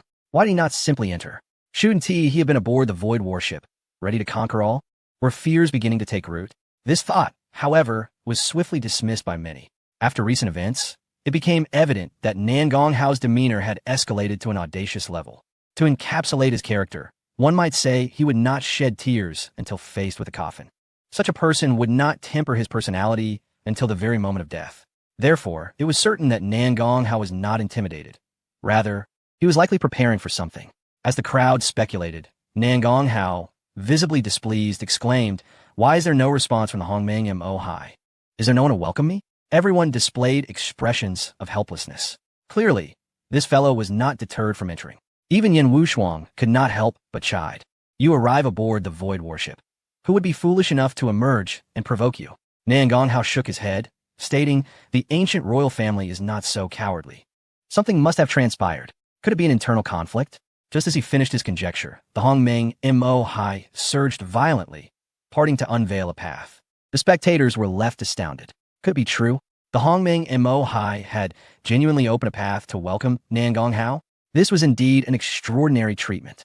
Even the venerable sage had never received such an honor, it seemed. Qin Yin'er, witnessing this scene, grew solemn and remarked, Brother Hao, could they be attempting to ensnare us? Nan Gonghao replied, while Sitarue, resigned, murmured, Second Madam, the term ensnare seems to insult us. Does it not? The title Second Madam was a designation Qin Yin'er had hastily devised the previous night, compelling everyone to address her as such. Upon Situ Rue's reminder, Qin Yin'er felt a wave of embarrassment and quickly clarified, I apologize, Brother Hao. It was a slip of the tongue. Nan Gonghao waved dismissively, indicating it was of no consequence. At that moment, a deep voice resonated from the depths of the Hongmeng Mo Hai. Sage, my Hongmeng Mo Hai is hosting a martial arts tournament held once every 100 years.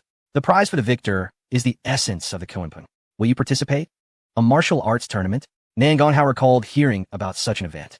It was a highly influential entertainment activity within the Hongmeng Mo Hai, and the rewards were substantial. The essence of the Kunpeng was a testament to this. It is well understood that the Kunpeng lineage stands shoulder to shoulder with the Dragon and Phoenix clans as an extraordinary race, revered as an ancient royal bloodline. A single drop of their essence is imbued with terrifying energy and provides insights into the supreme techniques of the Kunpeng. However, while the elite talents of the Hongmeng Mo Hai participated, the actual combatants were not them, but rather slaves under their control. These slaves were required to be of the monarch level or higher, as that level of combat was deemed more visually appealing and thrilling. In truth, these regulations were relatively standard. The most significant issue arose in recent years, as the Hongmeng Mo Hai had introduced a new rule for the martial arts tournament. Slaves participating must be captured living beings from outside the Hongmeng Mo Hai, and the participants themselves must be the ones to capture them. This rule prompted the formidable individuals of the Hongmeng Mo Hai to venture forth and seize the emperor-level powerhouses of the Eastern Wilderness. Consequently, whenever the martial arts tournament was held, the Eastern Wilderness would experience turmoil and suffer substantial losses of its emperor-level powerhouses. Upon hearing about the tournament, many began to piece together the prior events. The Mo Yuan prince's prior confrontation with Nangong Hao may not have been solely for the sake of avenging his so-called brother. It was quite possible he intended to capture Nangong Hao as a slave for the tournament. Otherwise, as a dignified Mo Yuan prince, wouldn't he sending someone else to eliminate Nangong Hao have sufficed? Furthermore, due to this peculiar regulation, the Hongmeng Mo Hai's invitation for Nangong Hao to participate in the tournament was not merely a gesture of courtesy. It was undoubtedly a trap for him to fall into. If Nangong Hao had not been in proximity to the Hongmeng Mo Hai, he could have found an excuse to abstain. But now that he was present, refusing to attend would likely lead others to perceive him as cowardly. Yet if he did attend and witnessed those human powerhouses reduced to slavery, failing to offer aid would mark him as one who feared the Mo Hai. The critical dilemma lay in the fact that if he did rescue those slaves, it would equate to offending the entire Hongmeng Mo Hai. Offending everyone on their turf would complicate his escape, even with the void warship at his disposal.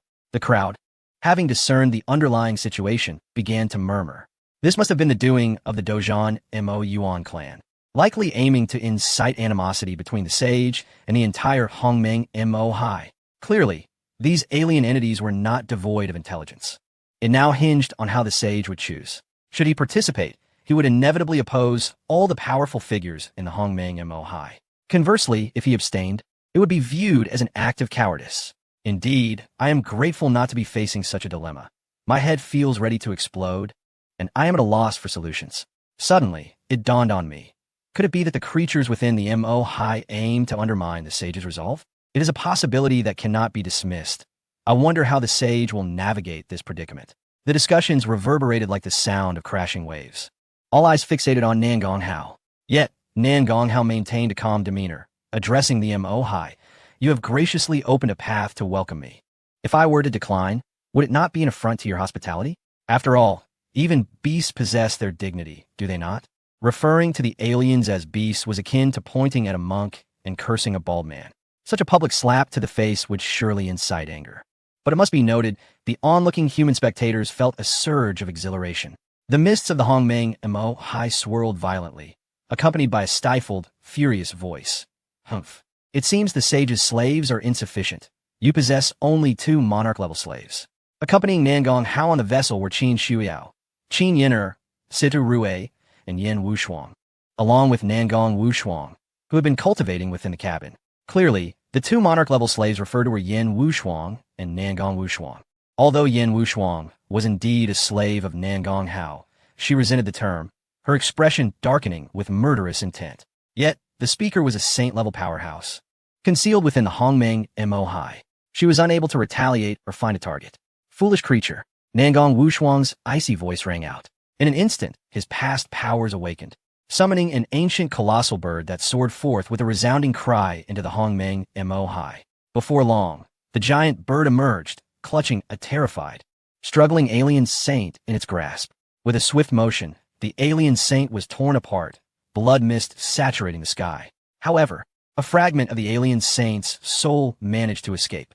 The giant bird emitted a deafening cry, its sound waves obliterating the saint's soul in an instant. Witnessing a saint being so effortlessly vanquished left the onlookers in shock, realizing a formidable powerhouse resided within the cabin. Nangon Hao mocked the Hongmeng Mo Hai. If you lack the ability, do not seek confrontation. Is it not merely a matter of monarch-level slaves? In my view, you have plenty of those within your Hongmeng Mo Hai. Upon hearing this, many human powerhouses slapped their thighs in agreement. Indeed, did not the Hongmeng Mo Hai capture human powerhouses to engage in brutal combat? Therefore, Nangon Hao should seize 3 of the Hongmeng Mo Hai's elite as slaves. And it must be from royal or even imperial lineages. Moreover, this battle must result in defeat. At that moment, the noble descendants of the Hongmeng Mo Hai would find themselves overshadowed by humans. Let us witness who shall face greater humiliation. Chapter 109